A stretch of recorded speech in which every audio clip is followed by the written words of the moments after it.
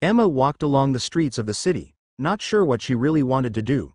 She knew that she wanted something to pass her time, to feel a sense of adventure that didn't come from her own planet. But how was she going to do that? By joining a jewelry shop? By going to the fish market? She held tightly onto Lori as she looked through the streets. As she did so, she came across a shop that was less a shop and more a place to do random job to find work for some money. She found a place that would be equivalent to guilds back on Earth. It was a place that was simply called Fark's Daily Mission Shop, and there were quite a few people that went in and out of the shop. Emma finally found a place that intrigued her. She read the sign that read that beasts weren't allowed inside. Sadly, she had to let Umbra right outside and go in. She walked up the stairs to the shop and walked inside. It was quite spacious inside and quite cool too for some reason. She looked around, unaware what she was supposed to do here. If this is like the guilds, then I must accept a mission from. Her eyes scanned the room as it finally landed on what she was looking for, the mission board. She walked toward the board and saw all the various missions that were listed there for people to perform. Her eyes fell onto various ones, unsure which ones she should take. In the first place, she wondered if there is a procedure to it. Did she need a guild card? But then, this wasn't a guild. "Excuse me," she called out to the young man next to him. The man didn't seem to hear Emma's calling, so she had to tug on his clothes to make him turn around. The man turned to find a little girl that was barely in her teenage years tugging on him. "What's wrong, little girl?" the young man asked. "Do you need some help?" Emma nodded. "Can you tell me how I can take the missions?" she asked. "You want to take the missions?" The young man showed a curious expression. "Did your parents send you here to look at the missions?" Emma shook her head. "I came here on my own to take a mission," she said. "What am I supposed to do?" You shouldn't be here if you aren't with your parents," the young man said. "This is not a place for a little girl like you."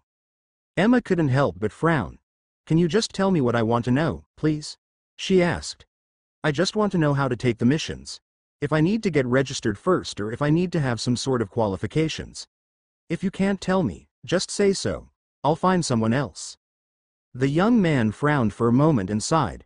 "Fine, look for yourself," he said, moving a little. "These are the missions and you just do what you want to. You don't need to do anything. They will pay you if you come back with the proof that you did it." "How do I gather proof?" Emma asked. The young man tapped one of the mission posters. "It is written here at the bottom, see?" he said. Emma looked at the poster in front of her. The mission was to catch some sort of exotic fish and bring it back to sell to someone. The proof was the fish itself, as written on the poster. "And I don't have to let the people there know what mission I'm taking?" Emma asked. "No, you do whatever you want from here," the young man said. "If you can complete any, you come back and get the reward, which is written here as well." Emma nodded. "What if someone else gets to my mission before I do?" she asked. "Then it's your bad luck," the young man said. "You should have been faster." Emma frowned a bit when she heard that. She didn't like the sound of that. "Okay, so to make sure I understand everything correctly, I can do whatever mission I want from here and complete them on my own, without letting the people of this establishment know that I'm doing something," she said. "Yes," the young man said. "But I suggest you don't try this. There are many dangerous quests and as a young child, you won't be able to discern the good from bad." "That's all right," Emma said. "I trust my ability to do so. Thank you for your time though, it was helpful." The young man sighed, realizing that he hadn't been able to dissuade the little girl at all. Emma ignored the young man and any other men or woman in front of the giant mission board as she started looking at the various missions. Her eyes darted through the pages as it was all stored in her mind. After going through it enough times, she memorized it all and walked away from the mission board. The young man gave her a strange expression when he saw her leave so quickly, but he didn't think much about it. He found it better if she decided not to take the mission at all. "Let's go, I got something for us to do," Emma said as she walked with Umbra. "What did you find?" Umbra asked curiously. "It's a mission that we have to do in the northern side of the city, in the forest," she said. "There are multiple missions that we can do at once. A few of them are gathering various types of medicinal and edible plants. Another few missions are finding various types of flowers. However, they don't compare to the missions that ask to bring back a beast's child, which I'm not sure I want to do," Emma said. But there is something I can do, I hope. She smiled a little. If I can do it, it will pay us big money. Emma managed to make it out of the city in about 2 hours by simply walking the entire way. While the city felt small while she roamed, it turned out to be quite big. The further she went, the more rural it became. At some point, she arrived in front of the forest where she was supposed to find her items. All right. First is Maybell flowers, Emma said to Umbra, who was next to her. You two listen as well. This is what the flower looks like. She created a picture of a beautiful pink layered flower that grew on a long stalk. If you see these flowers, let me know, she told the two kids. Lori and Lyra nodded furiously as they were happy to help. Emma changed the pictures. Next, we have the stairway fern, she said, creating a picture of a fern that had leaves growing on it in circular patterns going all the way to the top as if it were a stairway. This might be harder to find, but just be on the lookout for it, she said. Next, we have the Tremania fruit. This is apparently what it looks like. She showed the picture of the fruit, exactly as she saw it back in the mission shop. It was a red fruit that was all jumbled up in a spherical pattern, somewhat similar to grapes. Only these were a lot smaller in size. And we have this, and this. Emma showed multiple images one after another explaining to the beasts what they were supposed to find. Umbra was fine with the information dumped on her, but the two little ones couldn't keep up at all. They could only cock their heads in confusion while Emma explained everything. Finally, there is this, she said, creating the image of a dark brown moose with glowing red antlers. An essence beast? Umbra asked. Yes, Emma said. This is the Flame Lord deer, and we will have to find this. We will be quite rich if we find it. Aren't we already rich? Umbra asked. Your father has all that you could ever need. Emma paused for a moment. This is a different type of rich. Okay, Umbra said. Let us continue then. Emma led the way with the beasts following behind her. Lori quickly jumped down from his mother and jumped onto Emma's left shoulder to look around the forest. Seeing her brother do that, Lyra did the same and jumped on her other shoulder. Emma pet the two beasts as she walked. The forest she was in went deep for a few hundred meters before it sloped upward, going up a mountain. There were also ways to go around it, but that took a considerably long time to do so. Even after a few minutes of walking in the forest, she saw nothing. Damn it, she said softly. The others must have collected what was toward the front. Zam is, Lyra said, copying her. Emma panicked a little. No, don't say that. Zam is? Lyra asked. Don't say that, Emma said. Zam Yees. Lori said it too. Don't, Emma sighed. She realized that she couldn't make them stop by telling them to stop. The only way to stop them was to stop paying attention to them.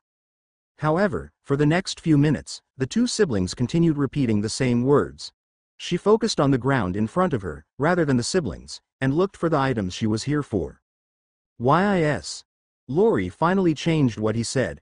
Oh, are you done saying that? Emma asked, turning to Lori. When she did, she realized that he was pointing at something. Emma turned to look at what he was seeing and saw a bunch of humans walking around the forest, just like her. Oh, other people, Emma said. I wonder if they're here for the same things as me. She tried to see if they had something that she could no longer carry, but they most definitely had a storage item and as such she couldn't tell. She sighed. Just where was she supposed to find what she needed? The other people saw her as well and a few of them stared at her. Emma quietly bowed toward them and made her way away from them, deeper into the forest. Finally, she saw the first thing she was looking for. Deep in the forest was a red clump of fruit, the Tremania fruit that she had been searching for. There it is, she thought with a smile and made her way toward it. Emma, Umbra said. There's that plant you wanted. Emma looked to where Umbra pointed and found a small patch of ferns that were more than enough for her to claim the rewards of the missions. Yes. Emma cried out and quickly ran to the ferns. I found it. Thank you, Umbra. Umbra smiled and looked at Emma quickly going and picking up the ferns.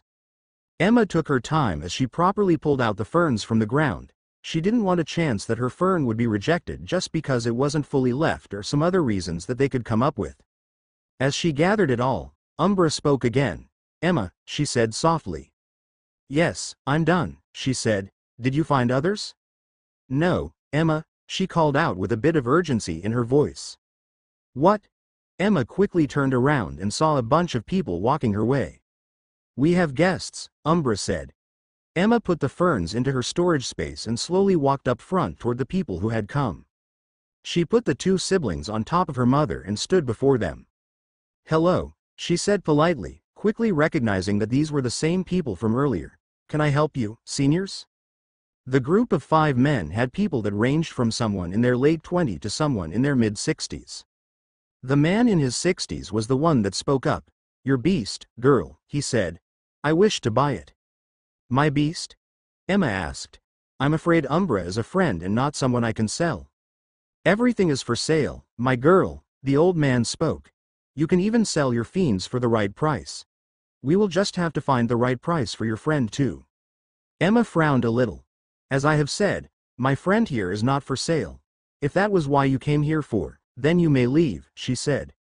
The old man laughed and the other men laughed as well, almost as if following the old man's lead. "Are you sure you don't want for me to buy your friend?" he asked. Emma nodded. "Very well," the old man said. "I won't buy your friend." "Thank you," Emma said. "Then how about the little ones? How much will you sell them for?" the old man asked. "They will sell for even more. Maybe 40,000 fire coins each." "That is a lot of money," one of the men said. "That is life-changing money," another man said. Emma was starting to get angry, but she held on to her anger. "You are being rude to me by asking me to sell my friend. Please leave and let me alone," she said before turning around. "Let's go." Emma let Umbra turn around and start walking. Umbra walked away first with Emma behind her. "You girl," the man spoke again, "don't you dare leave." Emma frowned. "Please don't bother me. I don't want anything to do with you," she said. "You little, do you even know who I am?" the man asked. "Yes, do you not recognize him?" a young man asked. Emma shook her head. "I only came to the city yesterday. If he is supposed to be someone important, I'm unaware of him," she said. "You're quite well spoken for a girl that is somewhat rude," the old man said. "I am Darius Tobler." Emma looked at him blankly for a second. "Okay," she said. "Can I leave now?" Do you not recognize my name?" the old man asked. "Like I said, I came to this city yesterday. I am not sure of anyone or anything in this city," she said. "Do you know the name of the city?" the man asked. Emma thought for a moment. "Tobler City? Oh, you're a Tobler. Are you important to this city?" she asked. "Yes," the man said. "I am Darius Tobler, the mayor of this city." "I see," Emma said. "Good for you. I will be leaving now then." "What?" the old man was surprised. "This little girl is so rude. I'm done with this. Take her beasts. She shall be punished by having her beasts removed from here." Emma quickly turned around. "I dare you to try it," she said with an angry look on her face.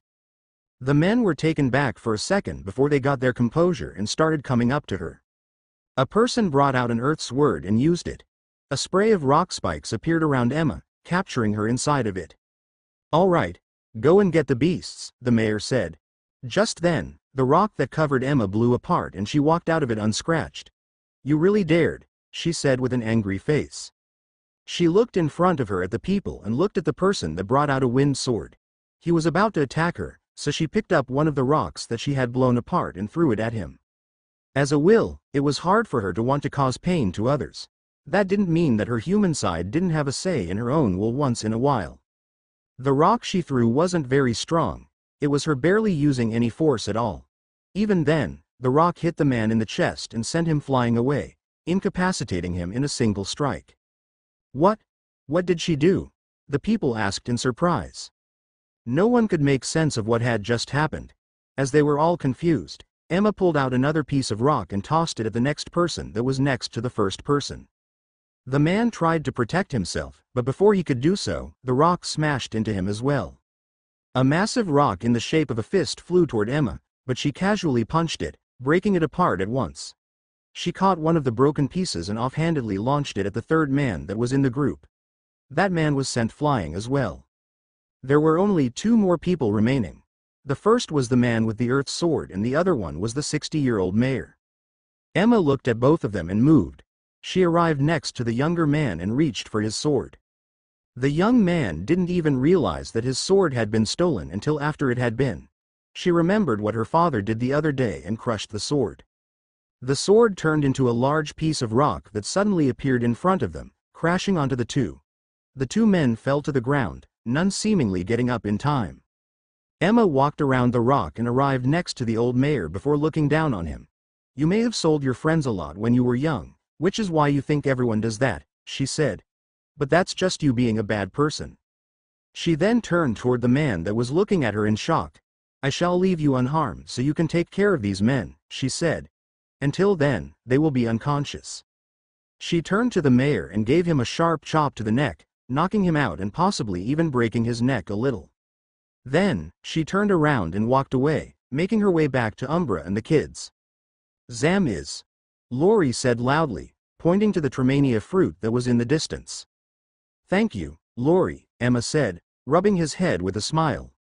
Lori grinned with a wide smile back to her, feeling proud.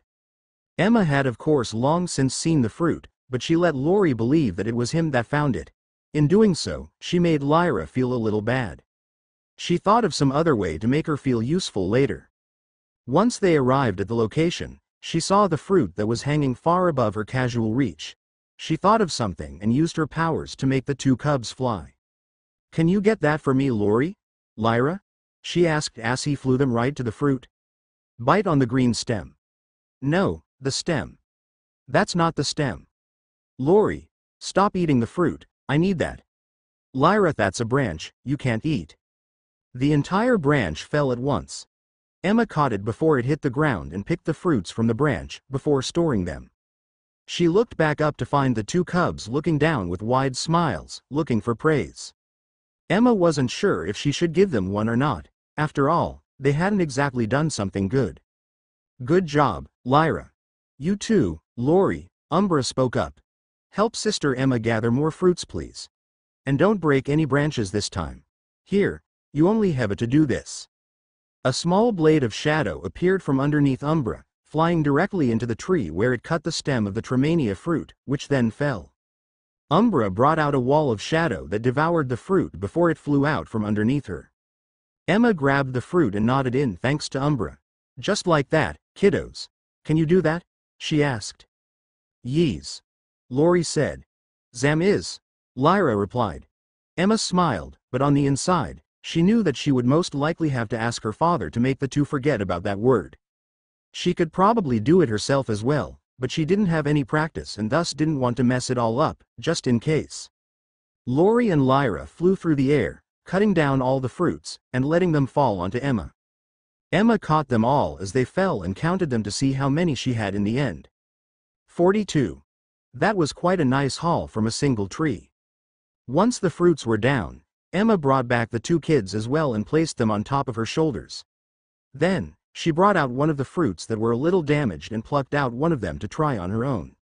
The fruit she ate was slightly sour, mostly sweet, and with a hint of what she thought was alcohol at the end. No wonder there is such a high demand for it, she thought. They probably just want to eat it for the alcohol taste without having to get drunk or something. As she continued on, she found the flowers that she was supposed to bring back, along with a few different things. Quite a few hours had passed since she had come here and it was already afternoon. She wanted to continue, but then she heard a thunderous roar from the distance, a strong sound that rarely happened back on Earth or in the origin. The two cubs were frightened by the sound and Emma held them tightly in her embrace. "It's just lightning, it's all right," she told them. "Only the sound is large. It won't hurt you." The two kids were not so easily calmed. In the end, Emma had to give them back to their mother. Umbra held onto them on her underside using shadow essence. Emma looked at them properly fastened before looking to the sky as the sun was quickly hidden behind thick clouds. "Wow, it gets dark in this place so quickly, and does it always rain in the afternoon?" She wondered if that was the same as what had happened last time. "Should we return?" Umbra looked around. "Maybe we should. Or at least we should find a shelter until your father can come to get us or something," she said. "Why wait for father?" Emma asked. "I can teleport us back." "Oh," Umbra was surprised. "I was under the impression that only your father could do those things." "Ahem. I can't really do all that he can. Especially creating things like those books that he does," she said. But doing something like teleporting or erasing minds is something all wills are capable of. If it were my planet, I could move people around without even thinking about it. I only have to put effort because I am not in my world right now, Emma said. So, can you take us back then? Umbra asked. Emma thought for a moment. Better not. I don't have practice with it, so I don't want to screw it up. I'll try it on my own first in the coming days. Okay, Umbra said with a bit of a chuckle. For now, let us just find some shelter then. I don't want to keep the kids walking in the rain. I would hate it if they end up loving it somehow. Emma chuckled a little. They only learn the worst things, don't they? She asked. All right, let's go find a large tree or something to take shelter under. It will start raining very. Emma's words paused in her mouth when she noticed something out of the corner of her eyes. She slowly turned and saw a deer, walking on its own, without any urgency. Her eyes ignored the brown body of the deer and instead went to the glowing orange antlers on its head. There it is, she said softly. Umbra was curious as to what she was talking about, so she turned around and finally saw it. Is that a flame lord deer? What do we do now? Umbra asked. Do you fight it? Maybe, Emma said. How strong is it? Umbra looked at the deer. Essence manifestation realm, she said. As far as I'm aware, this thing isn't seeing us as a threat at all. Well, me and the kids are only in the 5 sense improvement realm, and you are so far beyond that it can't even sense you, Emma said. It's understandable why it is not afraid of any of us. Do you want me to help? Umbra asked. Not that you would need any. No, I don't need your help, Emma said, looking toward the deer in the distance, frowning a little as she did so. So what's the problem? Umbra asked. Why aren't you going? It's going to rain soon. We will need to leave. Yes, I'm going, Emma said. I'm just confused as to what to do exactly. Huh? Umbra asked. What do you mean? What are you confused about? I don't have any powers, do I? Emma said. 5 sense improvement realm gives me nothing and father hasn't given me any essence weapon. There isn't much I can do without using my real strength, but that's not very fun. Besides, I don't want to fight it. I'm not the sort of person that hurts others in the first place, she said. Umbra found that a little hard to believe considering the 5 different people she had beaten up just a few hours ago. I don't have anything to tell you then, Umbra said. If you can't fight, then I don't know how you are going to kill it. Kill it? Emma looked toward Emma in confusion. Why would I want to kill it? Umbra was a little taken aback. Wasn't that the mission of yours? To take that beast's corpse back? She asked. No, Emma said. I don't have to kill it for the mission. Oh, Umbra said. I was mistaken then. I suppose you will have to take the deer back alive then. No, Emma said again. The mission isn't to take back the deer at all. Then what is it? Umbra asked in confusion. Emma pointed. See its antlers? She asked. Umbra looked at the glowing orange antlers as if she was looking at fire itself. Yes, she said. That is what we're supposed to get, Emma said. That antler is apparently a natural conduit, and thus sells for a whole lot of money. Umbra looked at the deer and started walking toward it with Emma. They couldn't let it get too far away while they decided what to do with it. What is a conduit again? Umbra asked. You see the sword my father used when absorbing? Emma asked. Yes, that strong sword, she remembered. Yes, that is called a conduit. If you put your essence into it, you can create something from it even if you aren't using that type of essence or aren't in the essence manifestation realm yet. Conduits are anything that can help you convert the essence in your body into something like an attack. As far as I'm aware, there are 3 types of conduits. First is the natural conduit. The Flame Lord Deer's antler is a natural conduit. Second is the man-made conduit. The sword my father has is a man-made conduit. Finally, the third ones are skills. They are conduits in the sense that they can be used to convert essence into something else. You are familiar with these, but I am not. Umbra nodded for a moment and asked, aren't the swords everywhere? I remember seeing those goons that my kids fought this morning carrying them. That is what you were talking about, right? Yes, Emma said. Then why are the deer's antlers going to make us rich when everyone has swords? Umbra asked. That's because of the 3 conduits. They all have their own advantage and disadvantages. Because of the conditions, the natural conduit is considered to be the best, Emma said. What sort of conditions? Umbra asked. What did father say again? She thought. All right, flexibility and essence strength. Those are the conditions. Umbra wasn't sure what Emma was talking about. What are those? Essence strength is simple to understand, right? It's just how strong the attacks end up becoming, she said. Man-made conduits and skills have scalable essence strength, meaning they become strong with the user. However, a natural conduit's essence strength is capped at a certain level, depending on the conduit itself. That Flamelord Deer's antlers, for example, might not have an essence strength over the essence manifestation realm. This gives it limited strength. Umbra frowned a little. That doesn't sound very good, isn't that bad? She asked. It is, Emma said. But the natural conduit makes up for it in its flexibility. Flexibility is how flexible a conduit is at creating something, Emma explained. For example, if I make a sword with all the water in a lake, I won't be able to create an attack with more water than what was in that lake. That is, BQ's man-made conduits have low flexibility. Skills, in fact, have no flexibility at all. You can only use a skill in just one way at all times. However, natural conduits have extremely great flexibility, Emma said. They can be used in any way, shape, or form. If I have a natural shadow conduit, I could use any and all skills that you could. All I require is to know the skills and how they work. Now, imagine if the most anyone can reach in your city is essence manifestation realm, with only a handful ever reaching beyond that. You can see why they would love a natural conduit like this. They have no reason to care about its limited essence strength and everything to care about its unlimited flexibility. That is why the natural conduits sell for so much, Emma said. Once as large as that antler would sell for so much that we would never have to work another day for years and years on end. Ning and Byron walked together toward the edge of the city, a few hundred meters to the side of the port. Byron had a boat attached at the very edge of the port, which he quickly untied and got onto it. Ning jumped and slowly landed on the boat as well. You want to paddle? He asked Ning. Sure, Ning said and started paddling as the two left the shore. Ning looked at the sunny sky that was slowly being covered up by clouds. It was afternoon, and at any moment it would start raining. Any moment now, the first lightning strike will hit, Byron said. We have to be there to catch it. Ning nodded. But how will we catch it exactly? He asked. How do you want to use the lightning essence crystal here? You will see, Byron said with a mysterious smile. He couldn't wait to show something amazing to this amazing man. Okay. Ning looked forward to whatever was going to happen next. Next question then. How are we going to call the lightning? Oh, that is easy, Byron said. Once it gets sufficiently cloudy, I'll show you. Although, just for the sake of it, stay away from me when it gets too cloudy, okay? Ning nodded and continued paddling his way out into the ocean on a tiny boat.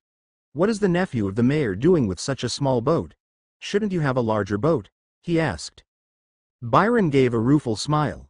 I might be the nephew, but that doesn't mean my uncle does much for me, he said. I wasn't originally from here. I was from 2 cities over and used to live with my own family. However, they died when I was a young boy, so my uncle took me in.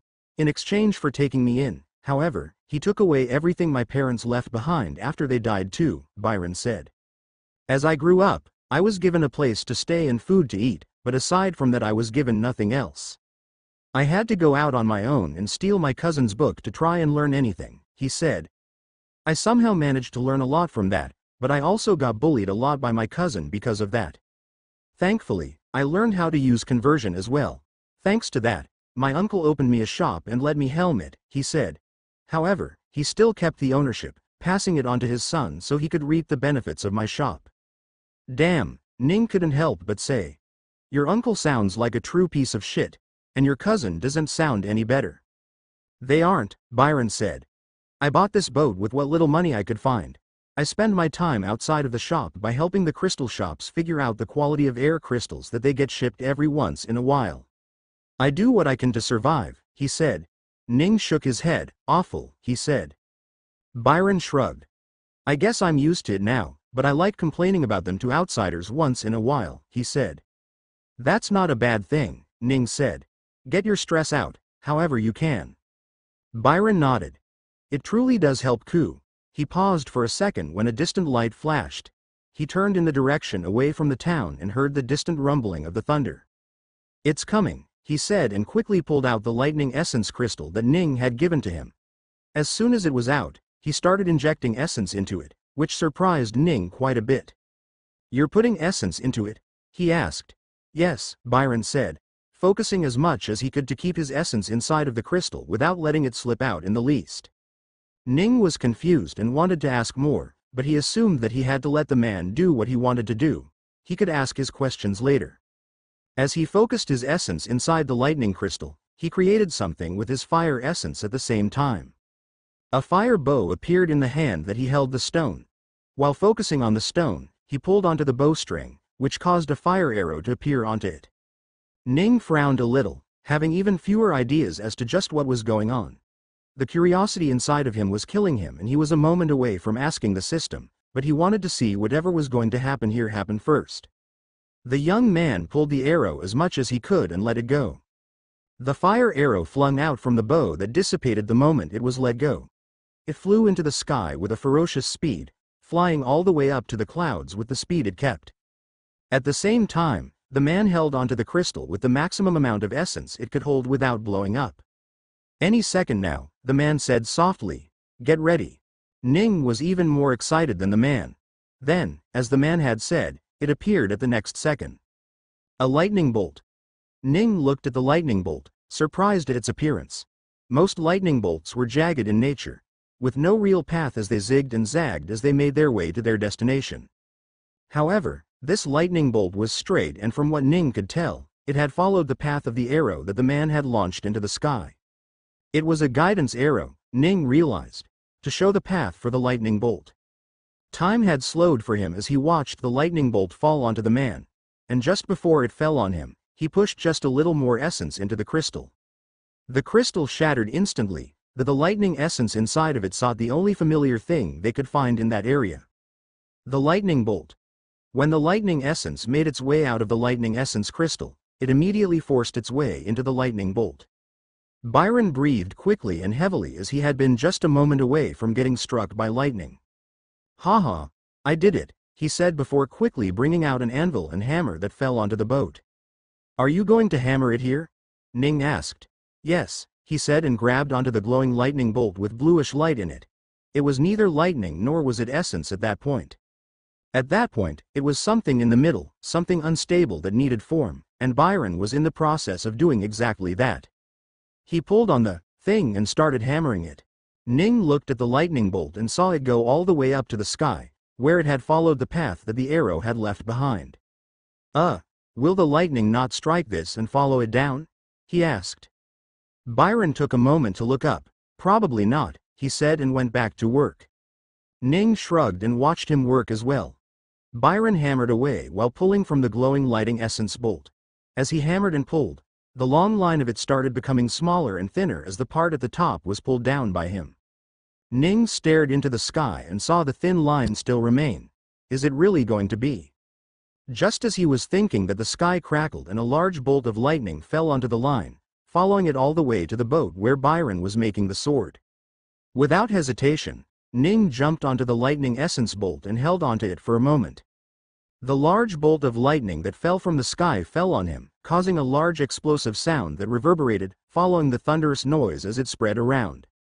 Byron fell backward onto the boat in surprise and fear and looked up to see bright sparks of fire spreading all around while Ning held onto the line. The lightning that fell on him had also charged the light that Byron was using, making it stronger. What? Byron cried out, not understanding what had happened. Ning landed on the boat and looked at his clothes. "Tisk. If only I hadn't already capped out my daily absorption," he said. "Are you okay?" Byron quickly asked. "Are you hurt? Are you even alive?" "Can't you see?" Ning asked. Byron gulped. But how?" he asked. He looked at Ning, unable to form a single coherent thought that could explain what had just happened. As if to add to the confusion, Ning snapped his fingers and the clothes he wore were magically fixed. "What is going on?" Byron asked, pleading even. "Am I dreaming? Wake me up if I'm dreaming. Please. I don't like this." Ning chuckled. "Are you sure you're gonna let all your work be for nothing?" he asked, pointing to the lightning essence bolt that still needed working on. "Ah!" Byron shouted and quickly jumped back into work and started hammering away. Ning looked at the sky while Byron finished what he was doing. As he did away with all the available matter-essence hybrid to work with, he was finally left with a blob of energy that just needed a bit more work. He continued hammering for a while longer while visualizing what he wanted to make at the same time. As he reached the end, he finished crafting a white sword with a bluish hue to it. I did it," he said, happily. "I did it." Excitement filled the man as he showed Ning the sword. It was raining heavily and he was quite drenched, but he didn't care. He smiled wide and big, showing the sword to Ning. "Haha, see? I told you I could do it. I did it," he shouted. "Congratulations," Ning said. "That looks like a nice sword." "It is," the man said. "Great, and do you want to celebrate it here, underneath the storm?" he asked. "Huh?" The man looked above. "Oh, shit." He quickly sat down and put inside his anvil and hammer before he started rowing the boat. Ning sat down and did the same. They quickly got out of the danger zone, flying closer to the port. As they got close, Byron started bonding to the sword that was in his hands. Ning continued rowing and spoke, "While you do that, can you explain in detail what you just did?" "Huh? Oh yeah, sure," the man said. "What I did was force my essence inside the crystal and agitate it. Normally, essence only comes out of the crystal when someone uses a technique to absorb it, but forcing it from the inside is unnatural and thus it resists. When it does cross the limit of agitation and fully breaks open, it searched for the closest thing it can inhabit," the man said. "Depending on the size of your crystal, it can inhabit something big. When it does that, your essence goes inside that thing too, and it ends up turning into this hybrid as you see which you can control," the man said. Using a large water essence crystal, one could quickly fill up the giant wave as you asked. Using a lightning essence crystal, I did so with the lightning bolt. Once that is done, all that is left is to visualize and form the hybrid into what you want, the man said. That is how you can capture something giant at once. "I see," Ning said. "What else does this work with, other than lightning and giant wave?" Many things I would say," the man said. "Anything that you have to capture in a hurry could be used this way. Most common of all is usually explosion essence, which is really just fire essence and wind essence that works together at once." "I see," Ning said. "Once I can convert stuff, I will give those all a try."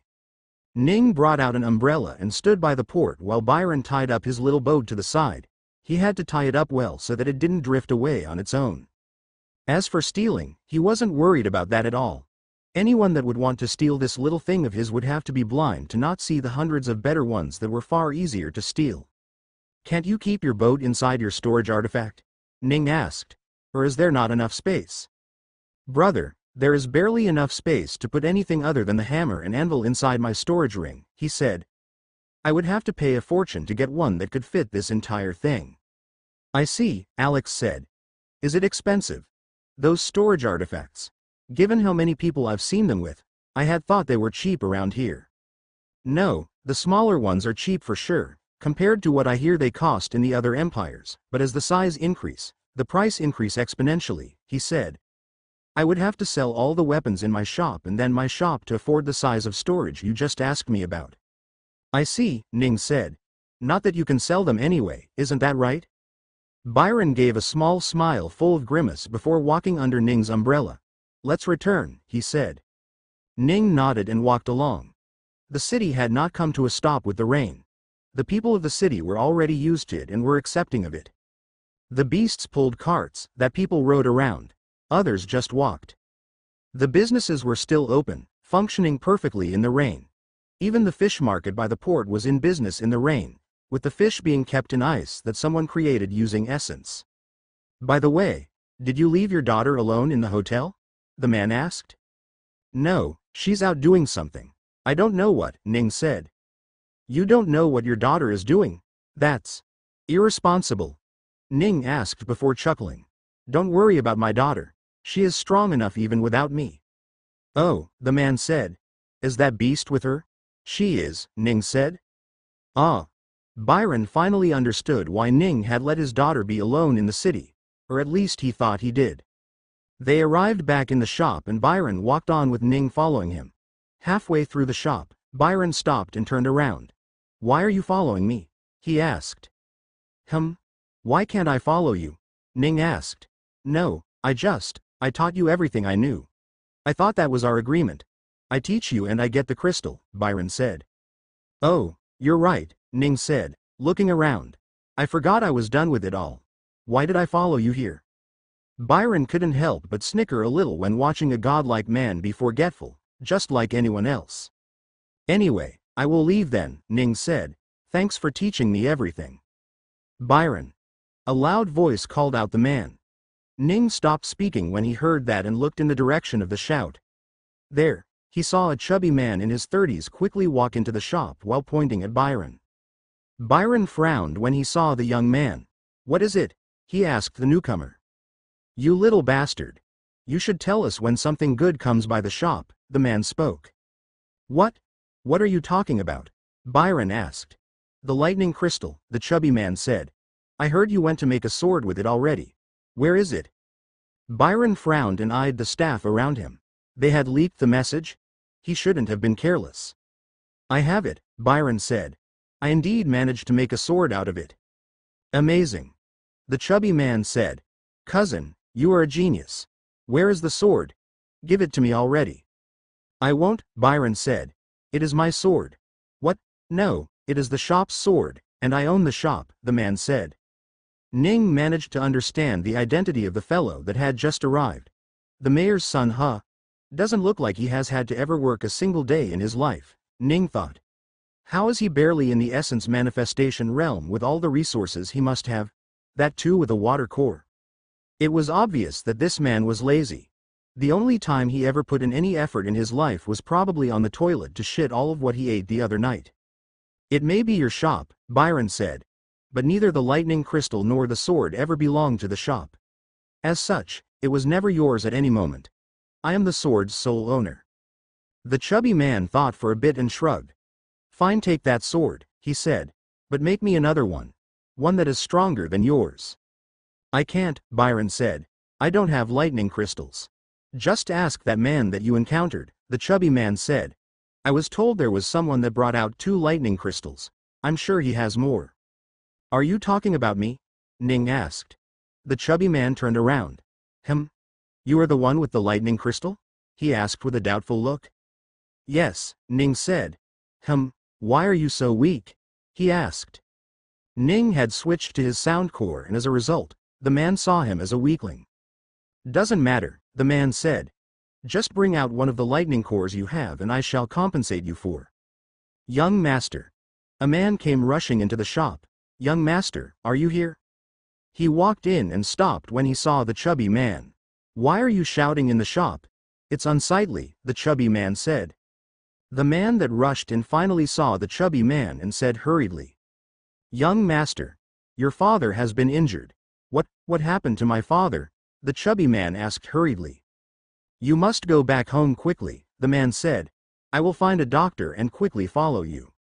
"I'm a doctor," Ning said, butting in. "If you need any immediate help." "You are?" the chubby man asked. "You are?" Byron asked as well. "I am," Ning said. "I can go and check what is wrong with the mayor." "That's good enough for me," the chubby man said. "Let us go." He started walking away without hesitation. Ning followed behind the mayor's son, and Byron couldn't help but follow them as well. With his uncle apparently in trouble, he had to go. "You, go find another doctor just in case," the chubby man said before making his way back toward the mayor's mansion. The chubby man was slow in his walking, but as someone in the essence manifestation realm, he was still faster than a normal human when it came to walking.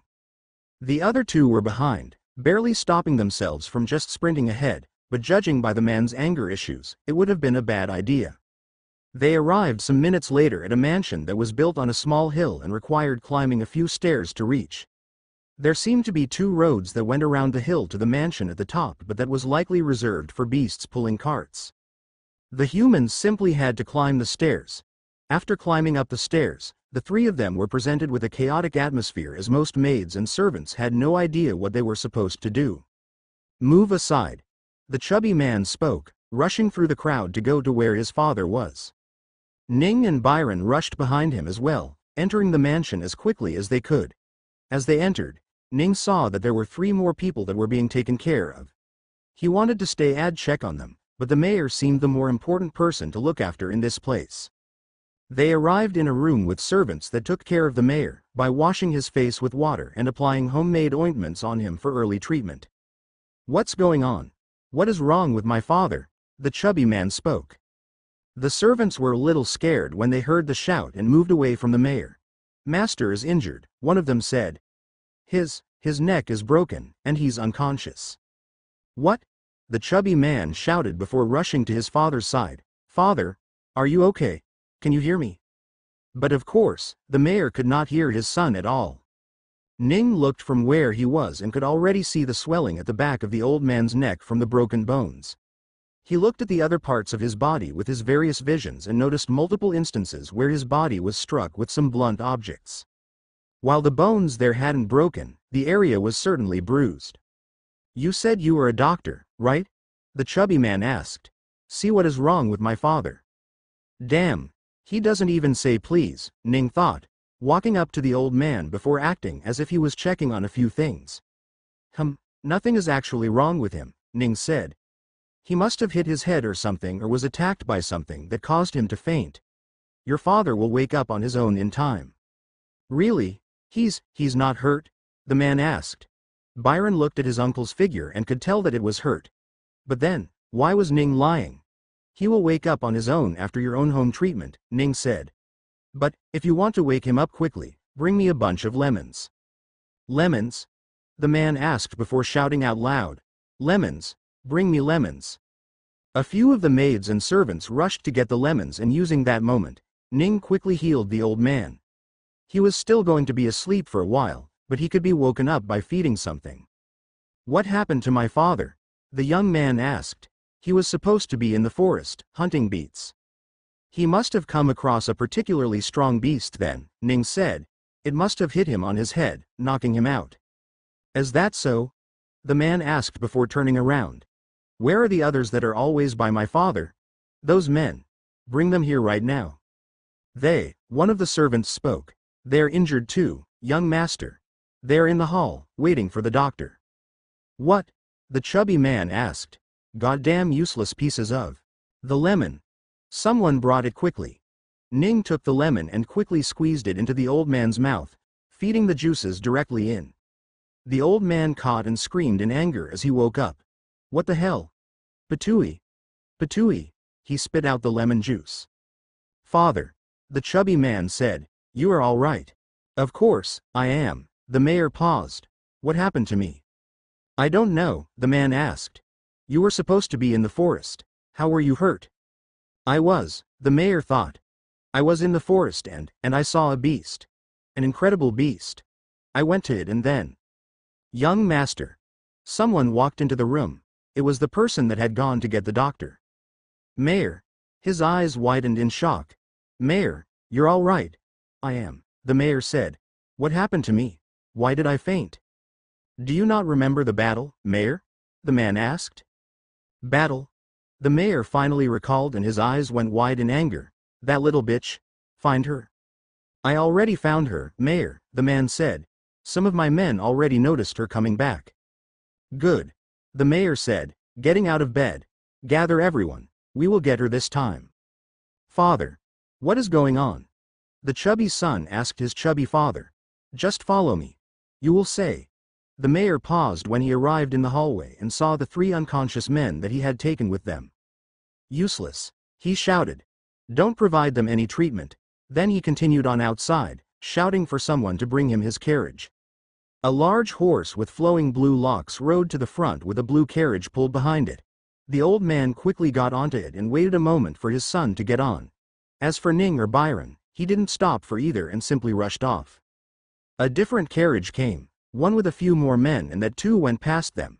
Ning turned to Byron. "They really don't care about you, do they?" he asked.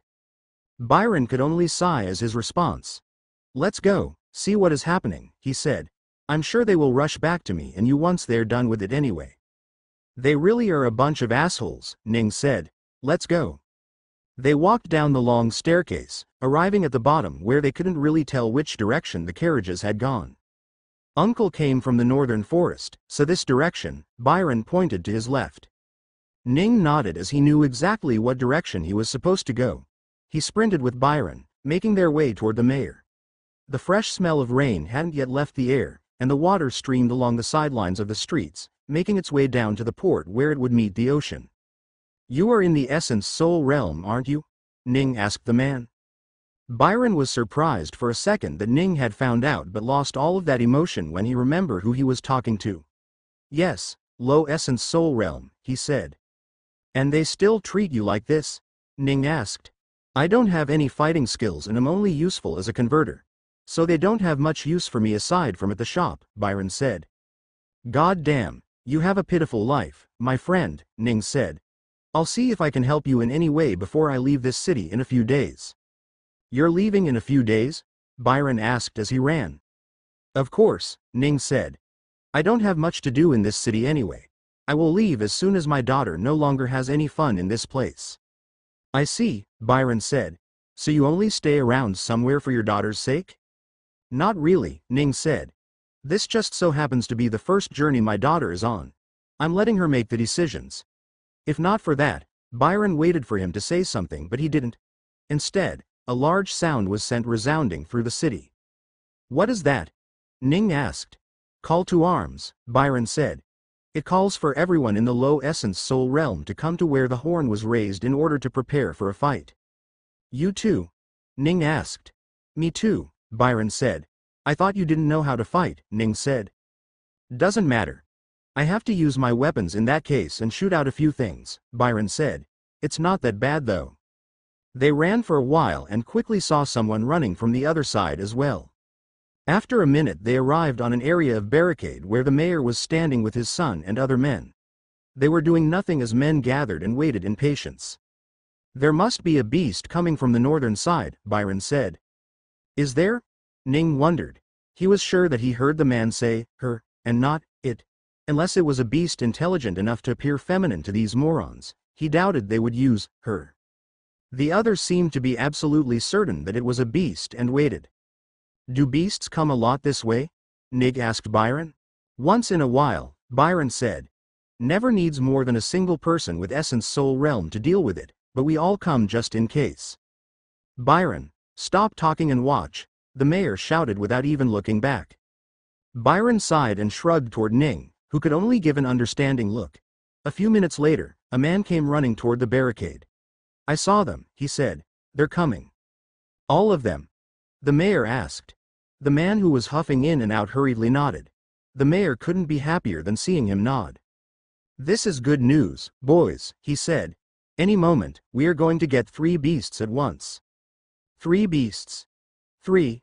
Byron was a little surprised. 3 beasts are coming? That's a lot, he thought. I hope they aren't in the Essence Soul realm. That would be difficult to deal with. "I don't think this forest has any beast higher than the Essence Manifestation realm," Ning said. "We made sure of that before coming here." "Huh?" Byron asked, but Ning didn't elaborate. "They're here." The mayor pointed and everyone looked in the distance. "So that's the bee." Byron paused when he looked in the distance. He paused for a bit, confused a little. He stared for a bit before turning to look at Ning, who had an unusual smile on his face. "Well, that's weird," he said. "I didn't realize she went to the forest." Ning nodded. "That's a girl," one of them said. "Are we here to fight with the beasts next to her?" "Must be," another one said. "Where are the 2 other beasts beside it?" The mayor seemed too enraged by the line of thought. "You morons! Who told you we were fighting a beast?" he asked. "I called you all here to take care of that girl." All of the people there, including the chubby son, couldn't help but look at the mayor in confusion. Huh? It was impossible for anyone to have thought that they were here to fight a girl. After all, who in their right mind would ever come to that conclusion? Given the past history, it was only right to think that it was a beast that they were fighting. So when it was revealed to be a girl, they were of course all surprised and confused. "Mayor, we're fighting a little girl?" one of them asked. "Do I have to write it on paper and send each of you it as a paper before you realize it?" the mayor shouted at them. "Yes, that's the girl we're fighting." and that beast and its children are the 3 things we are taking from her." Everyone felt awkward hearing that. They didn't want to fight the little girl at all. "If it helps," the man by the mayor spoke. "That little girl beat up our group in the forest and left 3 of us 5 half dead. Even the mayor was unconscious when I brought him back." "Oh," the people said.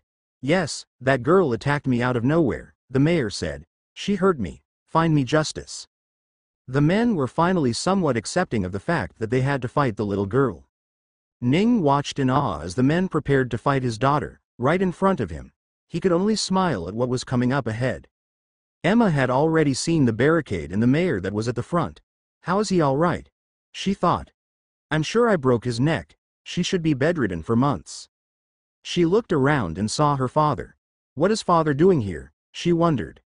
"I'm confused," Umbra said. "Me too," Emma said. "But Papa is here, so he must have known about our fight already. Let's go." She continued along her path without worry and made her way toward the barricade. "Yes, she's coming," the mayor said. "When she gets here, make sure to." "Mayor." Ning quickly spoke up. "What?" The mayor spoke angrily, annoyed at the fact that he had been stopped from giving his command. Everyone there turned to look at Ning, most not recognizing him at all. The mayor was even more angry that he didn't know who it was, and that he was so weak. He couldn't even tell why he was there. He only somewhat remembered that he was with Byron. "Byron! Take that bastard away," the mayor shouted. "Mayor!" Ning shouted back. "Do you know who I am?" The mayor paused for a second. He stared at Ning, but couldn't recognize him at all. "Who are you?" he asked. The chubby son quickly spoke into his father's ears, telling him who he was. "Ah, you're my doctor," the mayor said. "Step aside." "Mayor, I healed you and I demand compensation," Ning said. "Healed me? I was all right from the beginning," the mayor said. "No, I healed you," Ning said. "Ask your man what your situation was." The man next to the mayor nodded. "You were severely hurt, Mayor. And your neck was broken too. I don't know how that young man healed you, but he did," the man said. "Oh, well, thank you," the mayor said. "Mayor, you know better than anyone here that there is no free meal in this world," Ning said. "You must pay for the healing you received." "Sure, we'll talk about it later," the mayor said. "No, now," Ning said. Now," Ning shouted. The mayor got angry. "Fine, what do you want? Give it to him," he said to his subordinate. Ning grinned. "I want 20 million fire coins." The people around Ning suddenly shook their heads as if they wanted to clear their ears and hear what he had just said more clearly. The chubby son gave a confused look and the mayor was even more confused. "Come again," he said. 20 million fire coins, Ning said loudly, loud enough for anyone to hear him. "That is the price that I ask of you for healing you." Isn't that too much?" the mayor said. "Most doctors take barely a few hundred coins. Are you not having to sleep in the bed properly, having to be fed by servants, have your shit cleaned by them, while you can't even turn your head for 8 whole months worth just a few hundred coins? Is that relief not worth more?" Ning asked, demandingly. "Yes, but 20 million, the mayor didn't know what to say. "That's a lot." "Yes, and I demand you that you pay me," Ning said. The mayor looked at him with an even more confused look. He was more so confused if he was speaking to an actual human with some sense in him. "Brother Ning," Byron tried to speak, but Ning cut him off. "Please pay your dues, Mayor," he said. "Father, don't listen to him. No one is going to pay so much to him," the chubby son said. The mayor frowned at this point. "Doctor, you are being delusional," he said. "We will talk about this later." He turned around to speak again, but Ning cut him off. "Will you pay me my fees later then?" Ning asked. "All 20 million of it?" "Do you know how much 20 million fire coins is, young man?" One person cut him off. "That's 60 million earth coins," another person said. "Yes," Ning said to them. "And 100 million water coins. What of it?" The mayor shook his head. "You truly don't understand just how much that is, do you?" he asked in an exasperated voice. "Fine, I'll let you know now that I won't be paying for it. You will get 4,000 fire coins, not 20 million. Now go away," the mayor said. Ning smiled internally at this point. "Are you saying that you won't pay me my dues, Mayor?" he asked. "You won't pay me the fees I asked for?" You know what? The mayor said. Screw you. You might have healed me, but that doesn't mean I'll let you rob me alive. Since you are so insistent on asking me the same question, I'll answer you directly. No, I won't pay your fees. Now fuck off and let me do what I came here to do, he said, turning around. A few men came toward Ning to push him away. Fine. If you won't pay me my fees, then I will just not heal you as well, Ning said. Not heal me? The mayor was a little confused. What does that even mean? I'm already healed. Ning pushed past the low essence realm people and reached for the mayor. His hand landed on the mayor's neck, and at the next moment, a loud resounding snap could be heard. He broke the mayor's neck. The mayor couldn't even scream as his eyes went wide with pain and shock, and he fell unconscious, dropping to the ground. Mayor! The people shouted. Father! The chubby young man shouted as well. They rushed to the mayor, with some of them grabbing onto Ning. However, it was too late. The mayor's neck had been snapped once more, and he was in a coma now. Ning couldn't help but smile at his own work. He turned toward his daughter, who had a horrified look, and winked at her before turning to look at the people that grabbed him.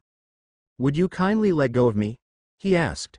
I don't want to hurt you people who are only following orders. You hurt our mayor. You won't get away from this freely, one of the men said. Oh, Ning said with a surprised face. I can't get away from here freely, you say? Am I being compensated or something? Were you that unhappy with your mayor? The other people turned to look at Ning before turning back around toward the mayor to look at him. The ones that held onto Ning looked at him with a face that only a sane person would have when looking at an insane one. You are not mentally right, brother, one of them said.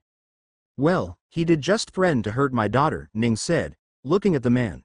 What did you expect me to do? Just stand around and let you all attack her? What? Someone asked. Your daughter, another asked. Of course, Ning said. And of course, the 20 million fire coins were a joke as well. Haha. I was not going to make him pay me that much for something I had initially done for free. The people were confused as to what exactly was going on. Papa? Emma called from the side. A few of them turned to look toward the girl who was making her way to the barricade. Papa, what is going on? She asked. Emma, honey. Were you attacked by this man and his people? Ning asked while being held onto by the other people. Emma nodded. That man came to me and asked me if I was going to sell Umbra, Lori, and Lyra. When I said no, he tried to beat me and take them away. So I beat them all, but left that one mostly unharmed to take them all back, she said, pointing at the man that was with the mayor. The man turned when hearing the voice and was more than scared by Emma's presence. There was no way he wanted to fight her at all. You hear that? Ning asked the others around me. The mayor is the bad guy here. You expect us to believe it just like that? One of them said. We will hear both sides of the story, another said. Even if your daughter is not guilty, you are. You won't get away from this freely, finally another one said. Ning sighed. He had to use a different method then. The chubby son of the mayor tried to wake his father up, but no matter what he did, he couldn't wake up his father at all. The man by his side seemed to have stopped trying too, looking behind him at something. The son turned around and saw the girl that had initially injured his father. Someone! He shouted. Kill that girl. However, no one moved immediately, mostly for two reasons. First, it didn't look like the girl was the guilty person in this case at all. If her side of the story was to be believed, then it was the mayor that wanted to steal her beasts. Given that they knew about the mayor's personality, they were more than willing to accept this side of him, more than the fact that this little girl had beaten them for no reason. Secondly, this girl had beaten the mayor while he was with 4 other people. They were not going to go out and attack her just because some fat guy told them to. They would have to be careful. Adding onto that the fact that the mayor's son didn't hold as much authority over them, none of them immediately moved at all. They all looked at each other, judging who would be the first to move. Whoever it was that moved first would be who the others followed, but no one wanted to be the first person as the chances of getting beat up were high. Ning looked at them and sighed. Hey, you lot. He spoke. Yes, you lot who are hesitating to go capture my daughter. I can see that you are good people stuck in a bad situation. I will forgive you, just walk away. Don't worry, your mayor won't die here. The people looked at him and heard him, and that made them hesitate even further. They didn't leave immediately, but they also hesitated more to go capture the girl. Ning looked at them and realized that they needed a bit more pursuance. He turned around toward Byron, who was just a standby at this point, with nothing to do in the situation at all. He simply stood there and watched everything that unfolded. "Byron, your senses are strong, correct?" he asked him. Byron nodded. "More so than anyone's here, by a long shot," he said. Ning smiled. "You might want to dull them down if you can. Try not to sense the next few things," he said. Byron wasn't sure what he meant, but he did as he was asked. He focused just on himself, and barely any focus was put outward at all. Ning turned back around and looked toward his daughter, who was confused. Instead of saying something to her, he turned toward Umbra, who was next to her. "Umbra, would you mind scaring them a bit?" he asked. "Scaring them?" Umbra asked curiously. "Just a bit of your essence will do," Ning said. "Okay," Umbra said, and without any hesitation released her aura.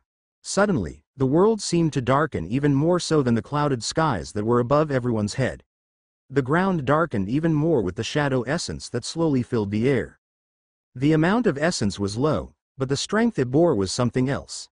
Living near the ocean, every one of these humans had sensed the passing of a divine beast in the ocean in the distance. However, never had they ever sensed something that they felt was beyond all. As close as she was, especially when she tired, the stellar harmony realm Umbra felt even more powerful than the divine realm beasts to these people. A few dropped to the ground in shock, and 2 fainted. One started crying and calling for their mother, while the remaining ones were simply too scared to do anything at all but tremble in fear as in front of them stood a beast that defied the possibilities that they had set in their mind. The beasts that came with the carriage cowered in fear as well, trembling in the presence of something far beyond themselves. "That's enough," Ning said, and had Umbra take away her aura.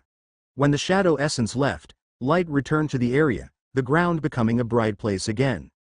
The feeling of dread leaving made the people there feel as if they were filled with life again. No longer having to fear that death was imminent, some of them even began to cry in relief. Byron trembled as well. He had done his best to not try and sense whatever was happening next, but he couldn't help it at all. When else would he gain an opportunity to sense something like this? He wasn't sure if what he was done was stupid or not, but now that it had passed, he was glad that he did it. The men that were grabbing only Ning had already loosened their hands or had left him completely. No one there was focused on them anymore. "So, I will tell you all this one more time," Ning said. "You are all good people, so I will let you all leave. Leave now, or you will have to try and fight the beast." There was no more hesitating now. The men and women turned around and left, not before glancing at the young girl and the black beast. Once they were all gone, only 3 people were left there. Byron, the mayor, and the mayor's son. Byron had simply not left because he knew Ning wasn't going to hurt him. The mayor hadn't left because he was unconscious. And as for the son, it didn't take Ning too long to realize that he had shit himself out of fear. Ning shook his head and looked at Byron. "I will come by your shop tomorrow. Take care of your uncle and cousin for now," he said, and walked away. Byron stood there in awe as he watched Ning leave. He had just terrified the strongest men in the town and was now leaving as if he had done nothing significant at all. He couldn't help but wish that someday he could be like that as well. "Let's go," Ning said to the ground and walked away from the place, taking a different road. Emma quickly followed next to him, holding his arm. "What was that about, Papa?" she asked. "What do you mean?" Ning asked. "What was what about?" "You know what I'm asking about," she said. "What were you doing there?" "Oh, I heard the mayor was ill and went to heal him," Ning said. "I wasn't aware you were the one that had made him ill." "How can you not know that?" she asked. "Doesn't the system tell you everything?" "Do you think I'm constantly asking the system what you are doing at all times?" "I would hope you would," Emma said with a little pout. "What sort of father doesn't care about his daughter?" Ning pinched her nose. "Who said I don't care about you?" he asked. Emma hit him lightly on the back. "Don't pinch me so hard," she said. "It hurts." Ning was the only person ever that could hurt her, so she didn't like it when he pinched her. "I meant, were you not curious where I went to?" she asked. "I was, and I planned on you telling me where you went," he said. "Oh right," Emma said quickly, bringing out the fruit from her storage bag. "Try this." Ning took the fruit and ate it. "What's this?" he asked, chewing on the fruit. "It's not bad." It's Tremania fruit, she said. It's something I was told to bring back. Tremania fruit? Ning hadn't heard of them before. Must be a fruit that is local to this country or this continent. The Glacian continent did not have those at all. Where did you get these? In the forest. Yes, Emma said, eating one herself and feeding 3 to the beasts next to her. Why did you go to the forest? Ning asked. Were you bored? Or? I found a shop, like those guilds back at home, she said.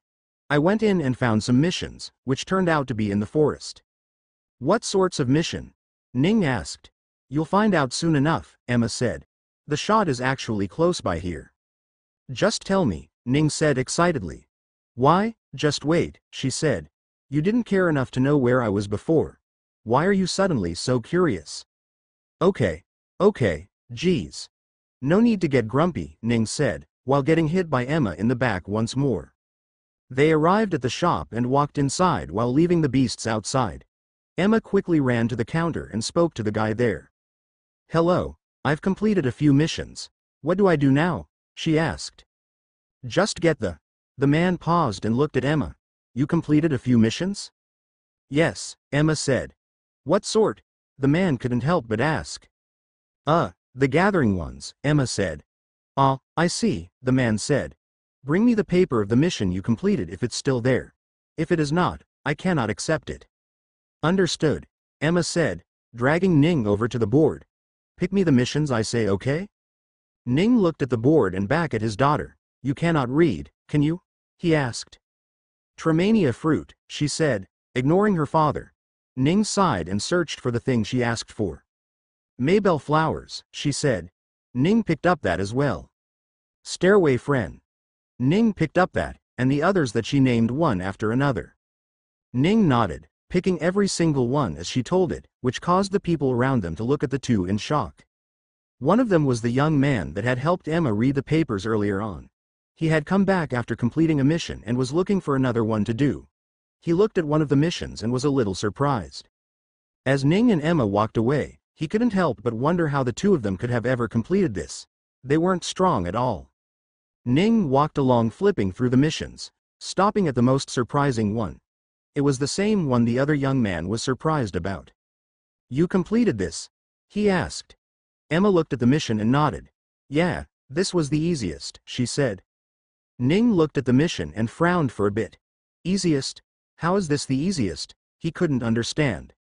Emma snatched the papers and quickly presented them to the man on the counter. The man was a little surprised. Woohoo! That's a lot of missions you have there, he said, taking them and picking up the first one. Place the proof in this place as I name them then, the man said. Maybell flower. Emma placed the flowers on the plate as proof. The man nodded and switched to an empty place. Starstruck leaves. Emma placed black leaves with glittering white specks on them into the plate. The man nodded and changed the place again. One after another he named the mission and Emma put the items as proof. Finally, Flame Lord. The man paused when he half read the title. What? He looked up. You have the Flame Lord Deer's antler? I do, Emma said, bringing out the Flame Lord Deer's flaming antler and placing it on the plate as well. The appearance of the antler caused a stir in the shop, making everyone come look at it. Where did you get this from, girl? Did you hire someone to kill the deer? You didn't get this thing. Are we sure that's not fake? Can anyone tell? The people cried out over the antler. Ning was quite surprised as well, but not for the reasons they were. Ning knew about the Flame Lord deer. He knew about every beast on the planet. As such, he knew that only the Flame Lord deer could use its antler. For a human to use the antler, he would have to take it out of the deer, and that would involve hurting the deer badly, or worse, even killing it. And he could not imagine his daughter being capable of doing either of those things to a living thing. Everyone watched as Emma walked away with a lot of money by giving the shop the Flame Lord deer's antlers. She had completed the mission and in one fell swoop taken away tens and thousands of fire coins. That was simply incredible for everyone to watch. Ning looked at his daughter from behind as she walked away with a bright smile on her face, which caused him to be even more suspicious of what had actually happened. Once they were out, he couldn't immediately ask her as many people followed her in what they believed was a secret. Any other time, Ning would have loved to let these people follow him and find a place to quickly teach them a lesson for some entertainment, but right now, he was worried for his daughter and didn't want that. The continental sword flew out and he swung it behind. As he did, a large screeching sound escaped his sword, striking select individuals' ears with a frequency that made them all collapse to the ground at once. He then turned around and looked at the people that were on the ground. Anyone that follows us from here on out is forfeiting on their life, he said. Follow us and I will kill you. The men and women backed off in fear, still holding onto their ringing ears in pain as they ran away. The crowd backed off a bit as well in fear, confused as to what had just happened. What's going on? Emma asked with a surprised look. She had never seen her father freak out like that. She worriedly looked to him for an answer, and he turned around to look at her for the answer. You tell me what's going on, he asked. How the hell did you get the Flame Lord Deer's antlers? Did you hurt it? Did you kill it? That's the only way to get the antlers? No, Emma said quickly. Why would I ever do that? Then, how did you do it? Ning asked. Emma smiled. I remembered something that I could do as a will back on Earth and wondered if I could do it here as well, she said. Do what? Ning asked. Control chi and mana to my will, she said. Not only that, I can create things to the best of my ability as a will. After practicing for a while, I can now create things that not just have a physical body, but also have chi or mana in them. Okay, Ning said. And, when I saw the deer today, I didn't want to hurt it, she said. But, I also wanted the deer's antlers. And so, I wondered, if I could perhaps do the same with essence as well. Lo and behold, I can, she said excitedly. It takes a lot of my energy, but I can make stuff out of essence easily. Ning stared for a moment.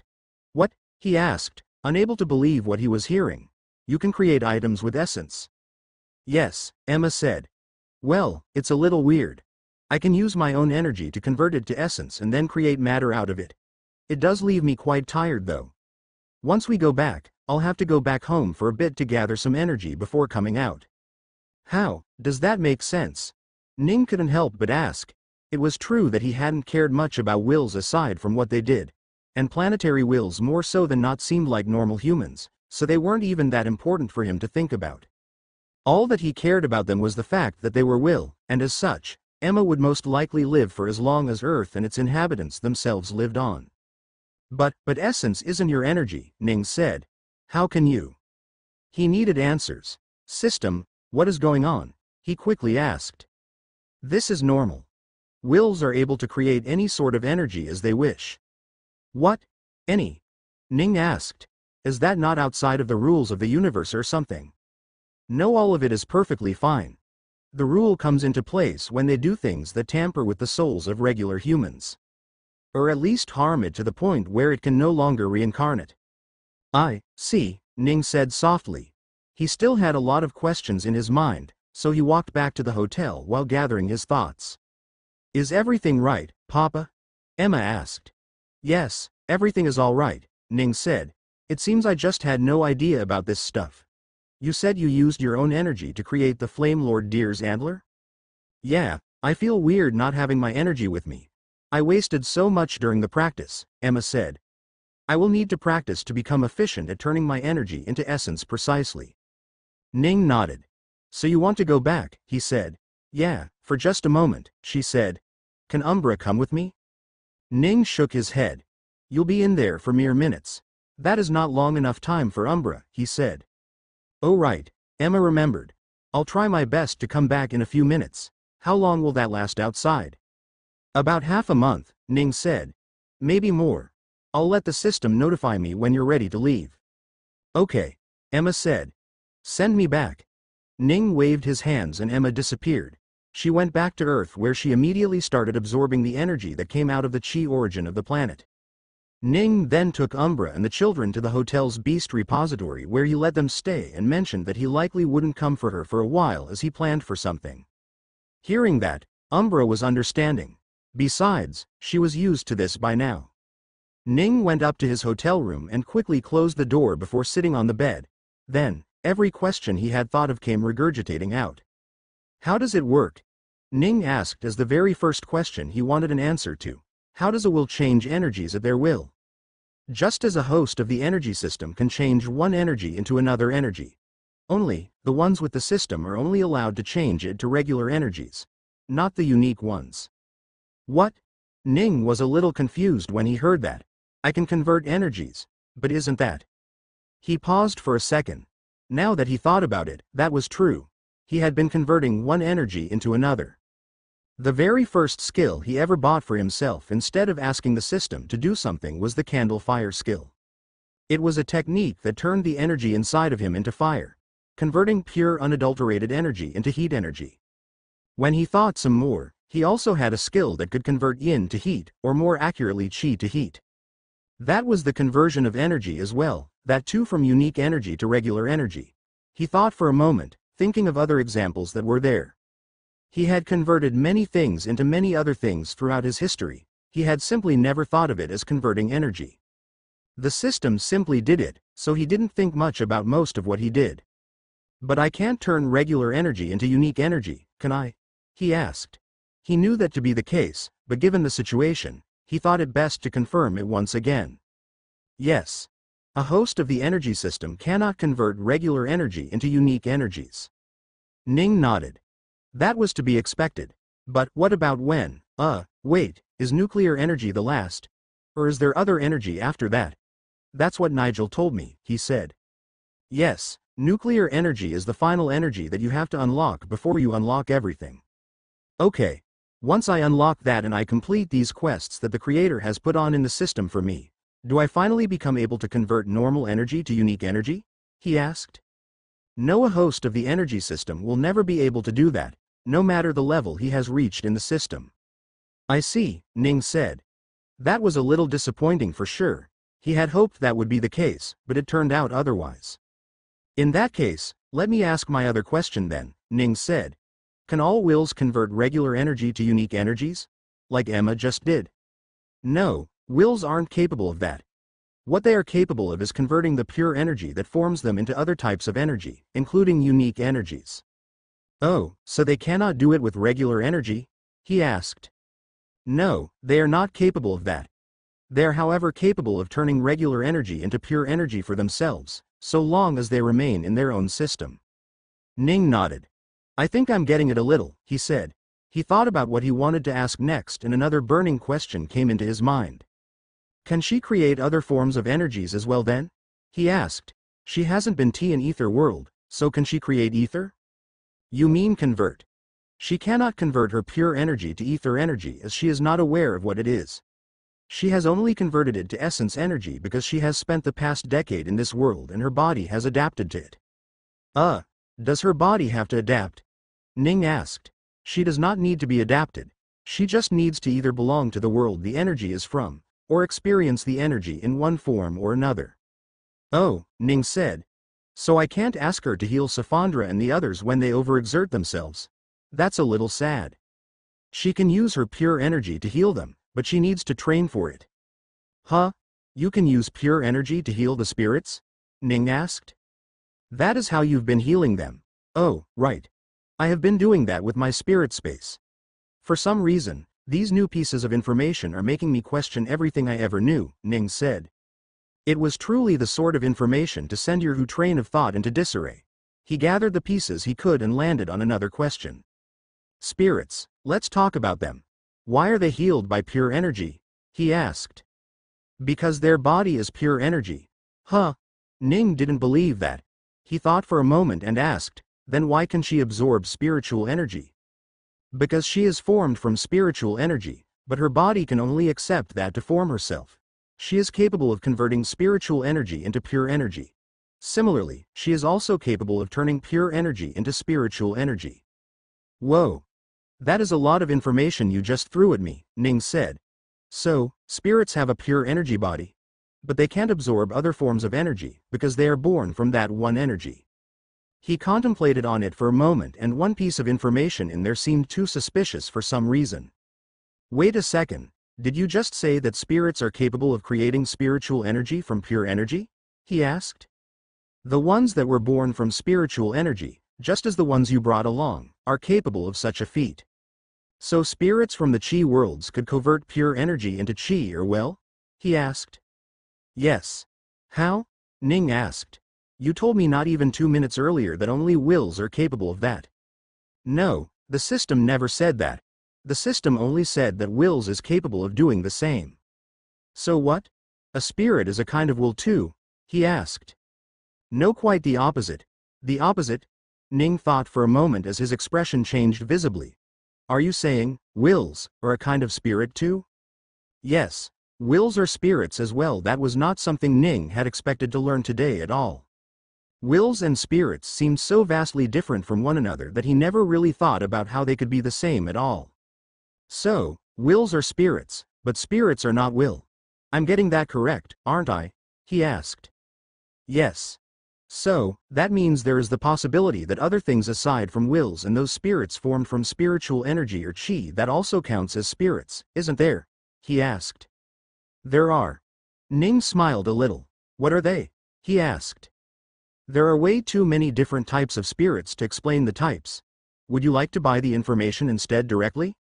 Ning thought for a bit. Sure, give me the list of all types of spirits, he said. A wave of knowledge flowed into his mind as a piece of information took hold of his brain that couldn't help but surprise him to his core. This can't be, he said, surprised beyond his wildest days. Nascent souls and essence souls are spirits as well? I knew they weren't actually souls, but to think they were spirits. That was what the knowledge he received had said. It felt wrong to believe that. How was that possible that they were spirits as well? Am I a spirit as well? He asked. He tried to find information regarding that in the piece of knowledge he received and found it blank, for something. There was missing information, he could tell. It talked about all forms of spirits, except what he could only believe to be a single type of spirit. And he thought that was himself. A piece of energy, a spirit. You are not a spirit. Merely an imitation of one. Oh, Ning said with a disappointed voice, but then, his eyes switched a bit. Oh, he realized that if he wasn't a spirit then there was still something missing in the information that he had received. At the same time, another piece of information sprung up in his mind from a time as far in the past as he could think of. I am not a soul, correct? He asked. You are correct. But I am basically one, he said, an imitation of one. The system remained silent. He waited for it to answer him when the piece of information that was missing from him was filled up. Soul was a type of spirit as well. And from what Ning understood here, it was the original and most important spirit of all. Congratulations. You have unlocked access to the knowledge that governs life and consciousness throughout the omniverse. Ning's eyes widened in happiness. He couldn't believe that he had just unlocked something that he didn't even know was hidden from him. What were the requirements for this? He asked. Learning that souls are a form of spirits as well, albeit completely different. I see, Ning said. Is this the only way of finding out? There are many ways, including being told by other hosts. Anything would have worked. I see, Ning said, with the smile on his face never fading at all. Omniverse, have I heard of that before? The host named Nigel mentioned it to you. Ning thought back to the time when he was a little girl who had just woken up from being experimented on for eons. Oh right, she did. She mentioned something about the energy system being the best in all of the omniverse, he said, only now remembering the words. Is that different from multiverse? Or is that just the same thing but with a different name? They are not the same thing at all. The multiverse is separate instances of the realm of matter. It exists apart from each other, each instance a universe, and beings with souls and spirits live inside of it. The omniverse is the combination of not just the realm of matter, but also the other two realms that surround it. Ning gulped. What are the two other realms? He asked. The realm of energy and the realm of souls. The realm of energy, Ning repeated to himself. What is this place? Is this the one where I die? The realm of energy is a verse that is made up of nothing but energy. It's not something that can be quantified into words. The system is also not allowed to explain anything about it unless you come into contact with it somehow. I see, Ning said, but it is the verse where I can die.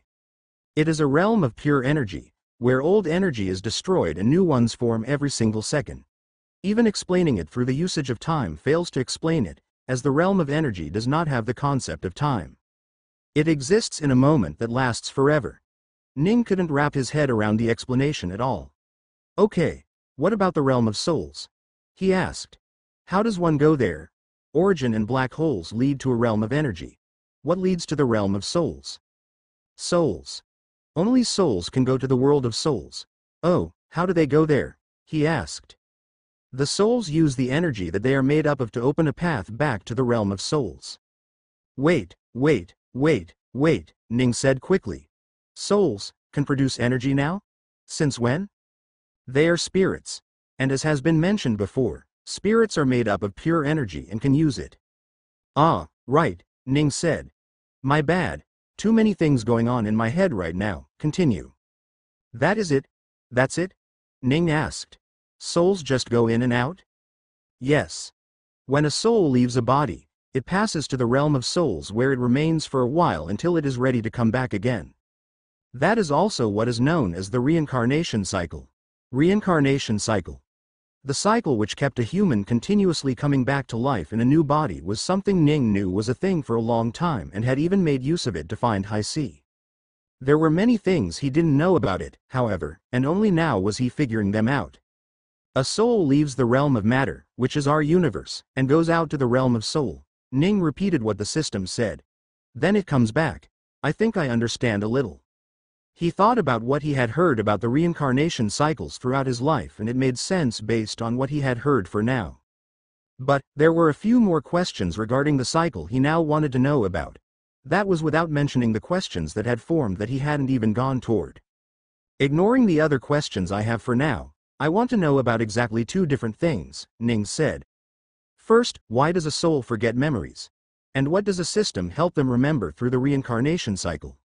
Those were the two main questions he wanted to learn about before any other questions were answered. The system didn't answer for a second, making Ning think he had asked something he shouldn't have. Something forbidden. However, the system answered a moment later, but not the answer he was expecting. To understand the answer to those questions, you will need to know of another piece of information that you learned just yet. Ning got concerned. What else is there for me to learn? There are 3 different parts in the puzzle of life, and you have only learned about 2, energy and souls. Ning's eyes widened slightly. There's more? He asked. What more could there be other than energy and soul? Is it matter? He asked. It is not matter. The third part of this puzzle is consciousness, or better known as intelligence. Where there is energy and soul, there is intelligence. They are the triangle of existence itself. 2 cannot exist properly without the third. Souls are existences formed from pure energy, and they have intelligence. Place enough energy in a place and it forms its own intelligence, creating a sort of soul, that is commonly known as a spirit. Have just a soul with intelligence and it will learn to siphon off energy of its use, either drawing from the surrounding or from itself. That is the triangle of existence, the 3 pieces of puzzles that form life. They cannot exist without each other. Ning's eyes went wide in shock when he heard that. He placed his chin onto his hands, leaning to try and process what he heard. Energy, soul, and intelligence, Ning repeated to himself. One cannot exist without the other 2. What if you take away one somehow? If the other 2 aspects are strong enough, they will create a new one. If they are not, they will cease to exist. Can you give, some examples? He asked. As you wish. The first example is none other than death itself. Ning's posture got straighter when he heard the words. Death? He asked. What are the 3 parts to death? I know soul is there, and there is intelligence of course, but where is the energy coming from here? The soul. Matter itself is energy, so is time, so is space. Anything and every in the realm of matter is formed from energy, so they all count for energy. Whoa. Ning thought. Go on. A human has all 3 aspects of the triangle of existence. They have energy in their body, they have high intelligence from their evolved brain and a soul that got into it during the moments of the body's creation. When a human is said to be killed, they do not receive damage to their energy or soul, but their intelligence. Due to the damage to their body, their intelligence or consciousness is destroyed. At that time, triangle is broken and the connection between the energy and the soul is terminated. The soul leaves the body, making its way back to the realm of souls. The energy disintegrates into other forms to move on as well. That is how death works. Destruction of the triangle of existence, defeating life itself. I see, Ning said. So that's how death works. He had never truly thought about it enough to question how it worked, but there had been a thought in the back of his mind as to why exactly a soul left a body when the body was harmed. Now he understood that it was because of the triangle. Because the intelligence in a human was destroyed, the soul was no longer tethered to that body. So, if we can somehow introduce intelligence to a dead body, can the soul move back? Ning asked. That is impossible. Why? Ning asked. That makes perfect sense. Because there is already another spirit forming in that body. Ning paused. What? He asked. In the absence of the soul, the body forms another spirit with its own intelligence, completing the triangle. That doesn't make any, however. This spirit is way too weak to sustain itself, and the intelligence is no different from that of a rock. So, it quickly dies as it does with all forms of spirits. That alone, however, is enough to not be a place where a soul would want to stay. As a result, it very quickly leaves for the realm of soul. A soul rarely lasts in the realm of matter more than a few seconds, except under very rare circumstances where it finds another body to go to. That is very rare, as most other souls would already have entered the realm of matter by then in search of new bodies. Ning heard the explanation, thought about it, and immediately had his mind blown once again as he gave thought to the system's words that were just in passing. Wait a minute, Ning said as the information about spirits in his mind gave him the information he was looking for. Holy shit. He couldn't help but say when he found it out. Every single matter in the universe has a spirit. In a way, yes.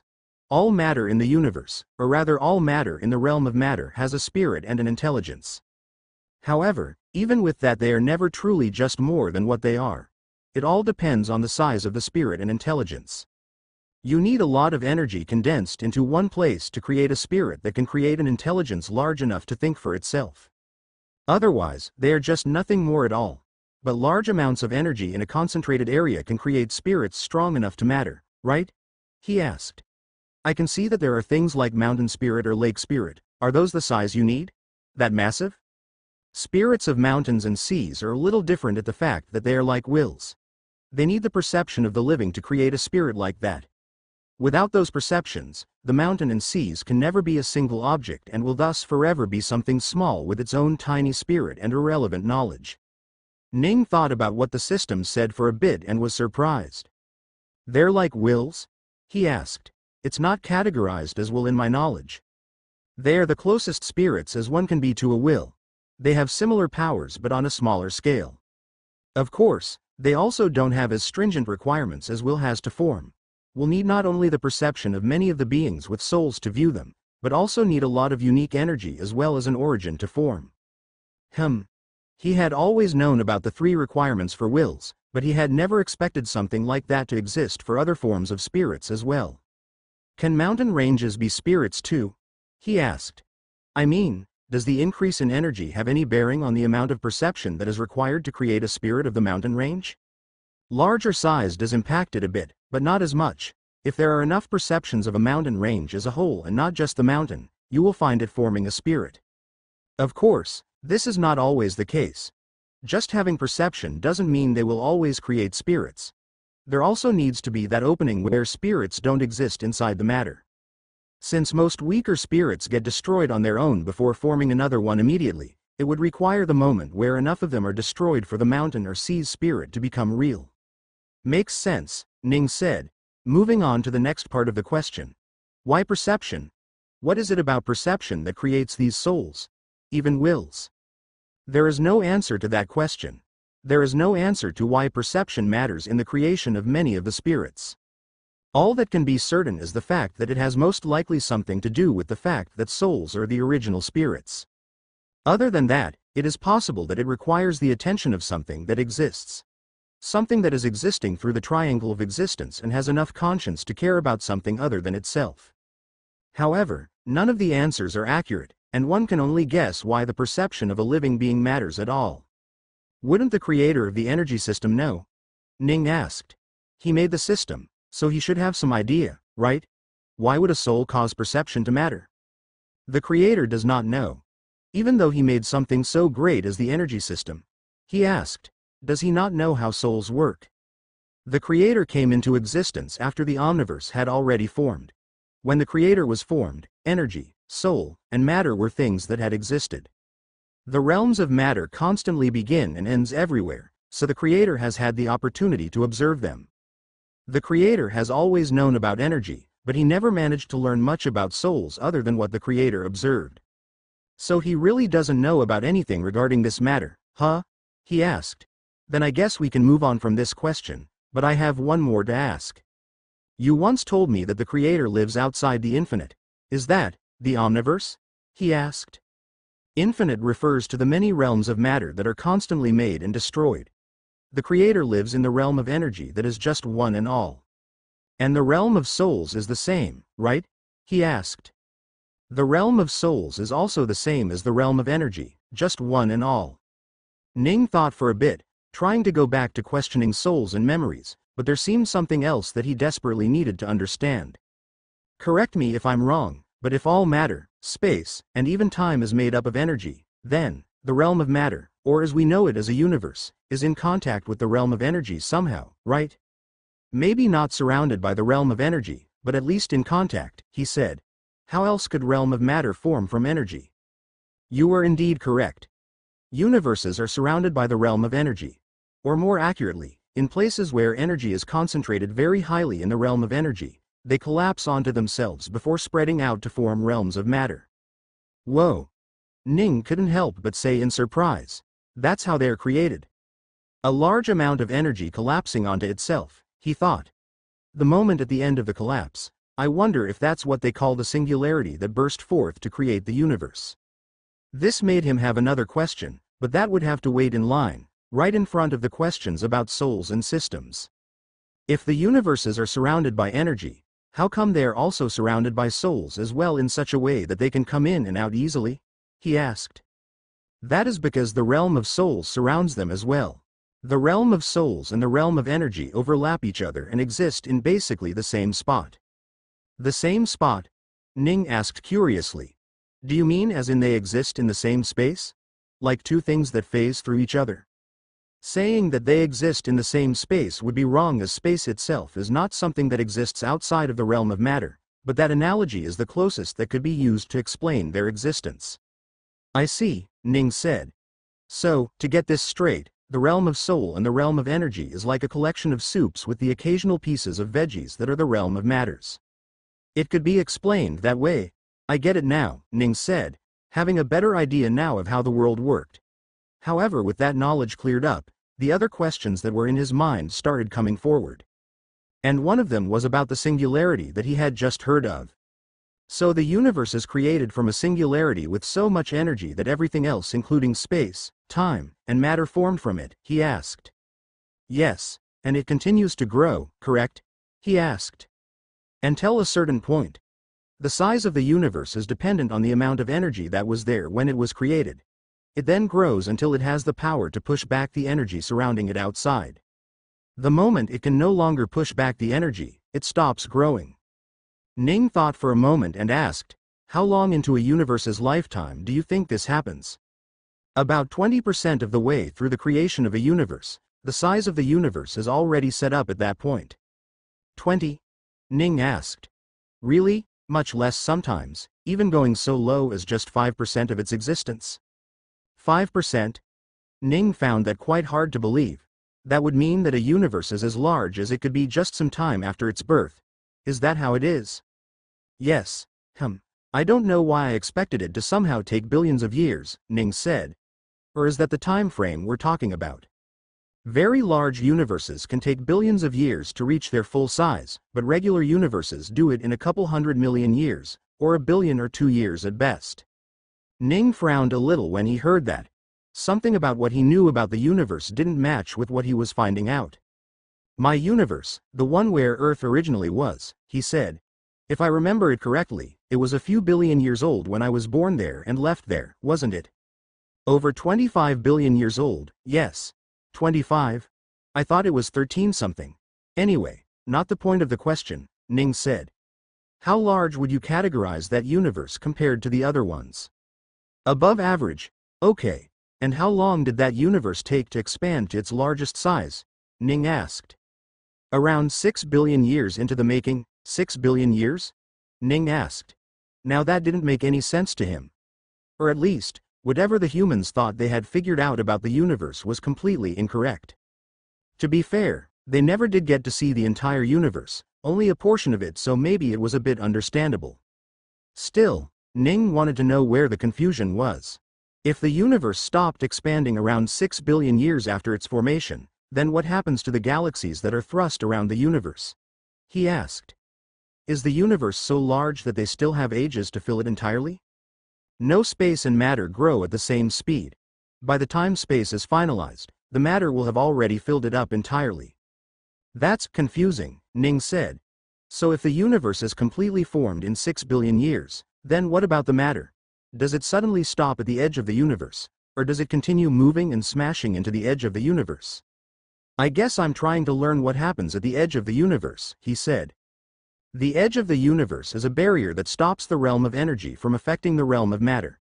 There are ways for the energy to seep through to the universe, and seep out of it, but there is never a direct opening through the barrier. When the universe is to die, all matter, space, and time will enter the many black holes that would have formed and go back out into the realm of energy. As for the matter that is moving throughout the universe, they are already at the edge of the universe, and won't truly ever smash into it. Ning paused for a moment. They can never reach the edge of the universe? He asked. What do you mean? The shape of the universe just doesn't allow for matter to smash into the edge. Shape of the universe? Ning asked. It's a sphere, isn't it? I would assume it all expanded equally, so it should be a sphere. If not, an elliptical shape? The universe's shape is neither sphere nor elliptical, it is instead a myroptoid. What? Ning asked. A myroptoid, otherwise known as hypersphere, is a four-dimensional shape created by introducing another dimension to a sphere. Ning couldn't help but frown. I don't think I get it, he said. The universe is actually four-dimensional? It indeed is. How come we never knew that? Ning asked. How come we don't see the other dimension? Matter is three-dimensional by nature. So any living being, no matter how powerful, can never perceive the fourth dimension at all. Only time and space can interact in the four dimensions. Only space and time? Ning asked. Energy and soul too, but that is obvious as they regularly go in and out of the universe. It wouldn't be possible if they couldn't perceive the fourth dimension. Ning felt frustrated. What the hell does that even? He sighed. But didn't you say that we're already at the edge of the universe? Can you explain what that means? Imagine a two-dimensional equivalent of a myroptoid, also known as a circle in a universe. That circle will have two sections to it. One is everything inside the circle and one is everything outside. The circle and everything inside represents the realm of matter, and everything outside is the realm of energy and souls. Okay, Ning said, patiently listening to the explanation of the system.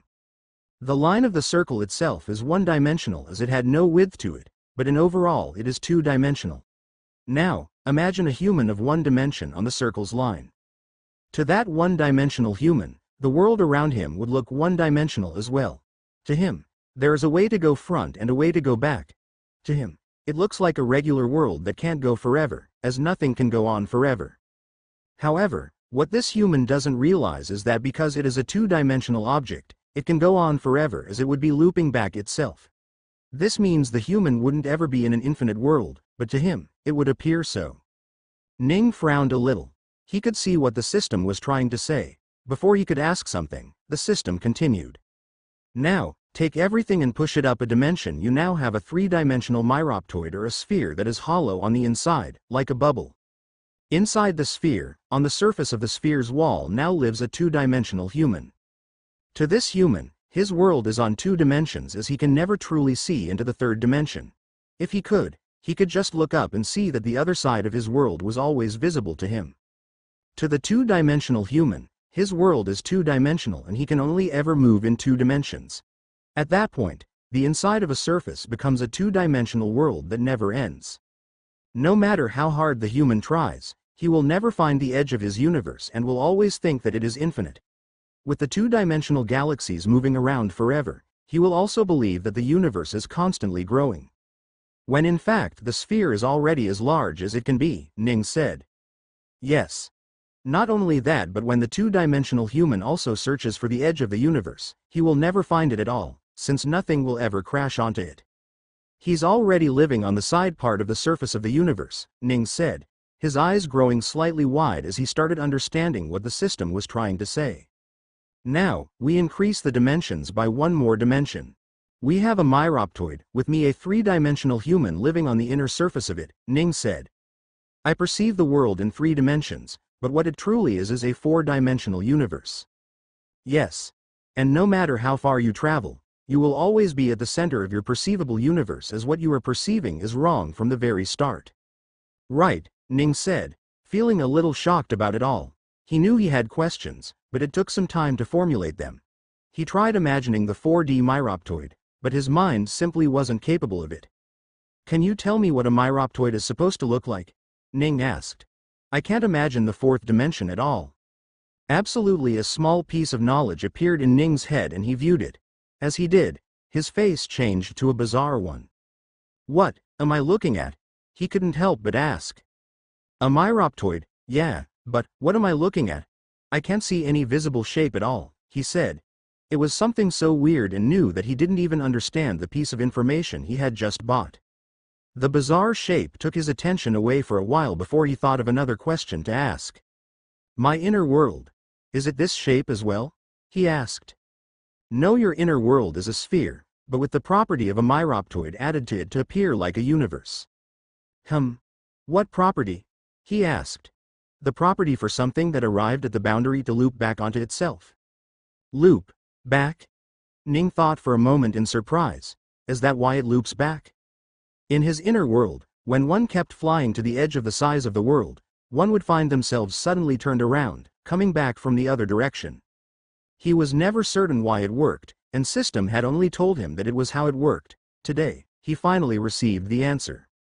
Wait, he paused as one last thing didn't make sense. If things loop back in my inner world, then, shouldn't light loop back as well? How come I don't see the sun in the night sky, glowing bright like stars? If it were a normal universe, you might have. But as your inner world is nothing but a replica of the real universe, the boundary of the sphere is something that light can travel to in all directions and not just the 4th. Huh? He exclaimed at the sudden knowledge. Wait, light travels in the 4th dimension as well? As mentioned before, space, time, energy, and soul can all move through the 4th dimension. What does that have to do with light? Ning asked curiously. Because light is a form of energy as well, so it is capable of going into the 4th dimension to escape out of the realm of matter. And the boundary allows for all light and space to leave it? He asked. Light indeed passes through the boundary of your inner world, just like it passes the boundaries of the real universe. So, you do not see the sunlight loop back onto Earth from many directions like stars in the night. That is the main reason why the inner worlds were made spherical and not myroptoid. Ning understood what it was that the system was trying to say. He could imagine numerous distant suns glaring at him that were reflected back in through the emptiness of his inner world. Not only the light, but the radiation itself would cause a lot of problems if it all looped back around. The heat alone would cause more problems than one could imagine. Ning couldn't imagine how bad it would be if space in his inner world was myroptoid instead of spherical. That makes me wonder, Ning said. How does my inner world function exactly? Is it in a different space from this universe? Or is it like a spatial pocket in this universe? It is outside of this universe. However, because you are in this universe, it exists just outside of this universe. As you are at the edge of the universe, your inner world is right outside, attached to it. I see, Ning said, trying to think of how it would work. The outer barrier is strong enough to never get destroyed, right? Yes, even a universal will never be able to do anything to the barrier. The galactic one did leave behind some energy, Ning said. Whatever, let's move on to the other question I had. About souls and systems, and how reincarnation removes memories.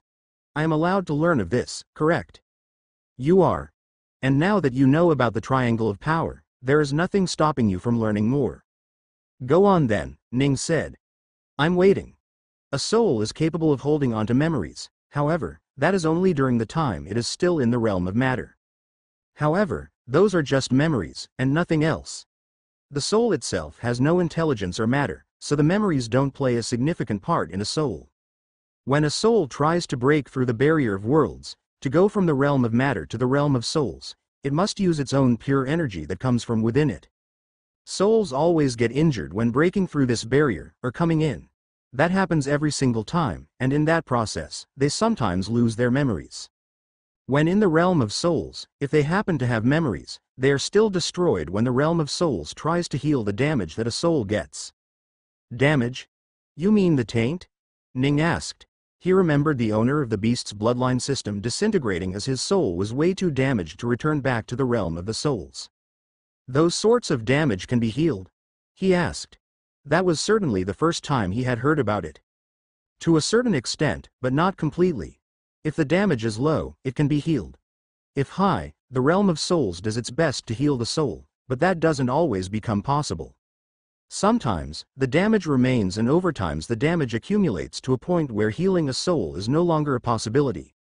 If the soul ends up being way too damaged, there is nothing that can be done about it to revert it back. Then what? It just dies? Ning asked. No, the soul, even when damaged beyond repair, does the same thing it always does. It comes back to the realm of matter. However, in this instance, due to its lack of energy, the soul cannot force its way into the world. It must find a weak spot in the barrier that protects the realm of matter and the realm of souls and go in through it. A weak spot? What sort? Ning asked. There are numerous locations with weak spots in the barrier of the universe that are caused by souls that move in and out frequently. There are times when a soul is no longer strong enough to go through and it must try to break past, so it is forced to go strike the barrier to the realm of souls multiple times. Those sorts of places are where the weak souls find their way to, and those weak souls then end up living there and doing the same in return, causing a loop of souls that continuously try to force their way to the other side, in turn creating an opening for weaker souls to come through.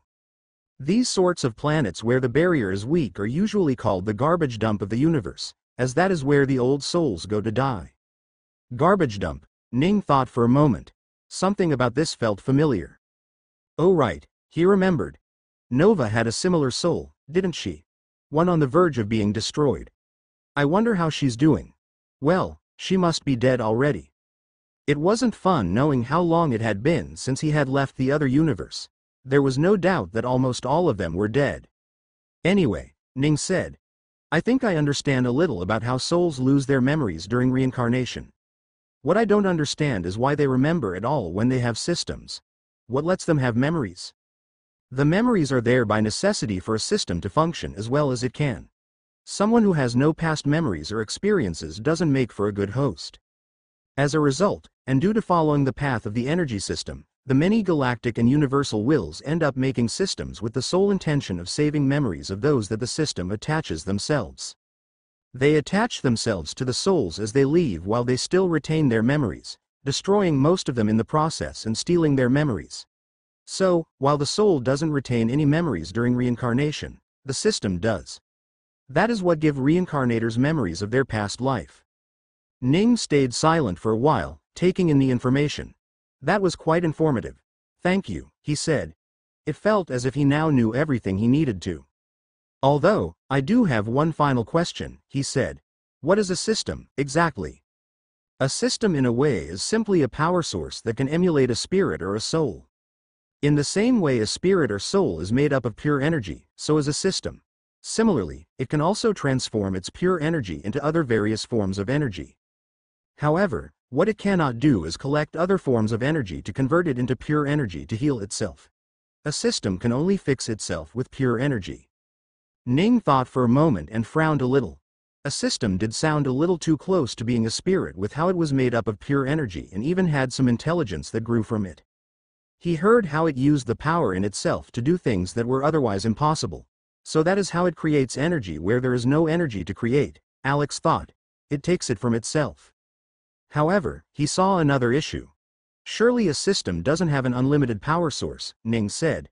Does it never just run out of energy and die? The system can use pure energy to recover what energy it has lost and fix itself. Sure, but isn't pure energy too hard to find? Ning asked. What sources of pure energy are there in this world? There are only so few, but the system is already attached to the best one. Ning's eyes widened in shock. A soul, he said. But, how? A system has to tear into a soul to make itself part of the soul. As a result, it is capable of siphoning off pure energy from the soul to heal itself. And doing so makes a soul even worse than it ever was? Ning asked. Yes. A system made without much thought to its power is capable of tainting a newly formed soul so much that it simply fades away from existence without ever being able to go for the reincarnation cycle. You could even call it a parasite. Ning frowned a little. You told me long ago that my wife's system isn't as egregious, he said. Is that still the case? Her system is practically useless to her at this point, so there is no more harm that can be done to her soul than what is already done. I see, Ning said. That's good. What would I do if her soul was harmed and she was close to death? Nothing. There is nothing you could do to fix the situation. I see, Ning said. That was a dangerous situation that he didn't want Ili to be in. Thankfully, she was not in it, so there wasn't much for her to do. He tried to think of anything else he could ask the system about what he had learned, but it would take some time for him to process what he had just learned right now. He laid back on his bed, simply letting his mind roam around. He asked a few smaller questions to the system to clarify some things he was confused about. With space made from energy, he wondered if he could use pure energy to increase the size of his own inner world. However, the system told him that wasn't possible. You needed so much energy to create space, stable space, that it just wasn't viable for the owner of the energy system. There was a means of increasing it, but the amount of energy it cost to increase the diameter of his inner space by even a fraction would cost him a lot. His inner world has a diameter of around 280 billion kilometers. Increasing that width by a single kilometer would mean adding a layer of space that spanned the spherical world, which already had a volume of over 9.2 times 10 to the 34 cubic kilometers. That much space would cost him in quadrillions if not quintillions of energy. Adding another kilometer after that would cost him even more, as the space had to surround even more of the volume.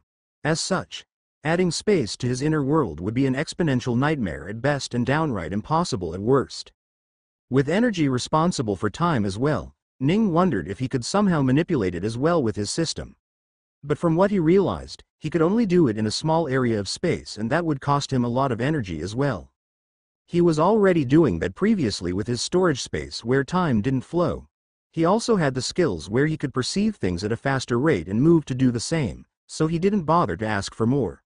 Not when there was something equivalent on the horizon for him. After some further thought, Ning gave up on trying to figure out anything else regarding energy and soul for today and went to sleep. Sleep after the long day surprisingly lasted the whole night for him. He wasn't tired or anything, not that he could ever be with the current body, yet he still slept the entire night. He went downstairs to get some food to eat and went to go see how the two kids were doing and if they had something to eat. He talked to Umbra for a few minutes before returning back to his room to spend his time there. He was a little surprised that no one came to bother him at all. With what had happened with the mayor, as well as Emma's earnings, he had expected people to be knocking on his doors at all times. And yet somehow, no one was there at all. Ning wondered if the fear he showed the people yesterday was a bit too much, but then again he liked this peace and quiet. He returned back to his room and sat on his bed. With Emma gone for a few more days, he had time to spend by himself. And for some reason, he saw nothing better to do with that time than to improve all 8 cores of his at once. So he got to it.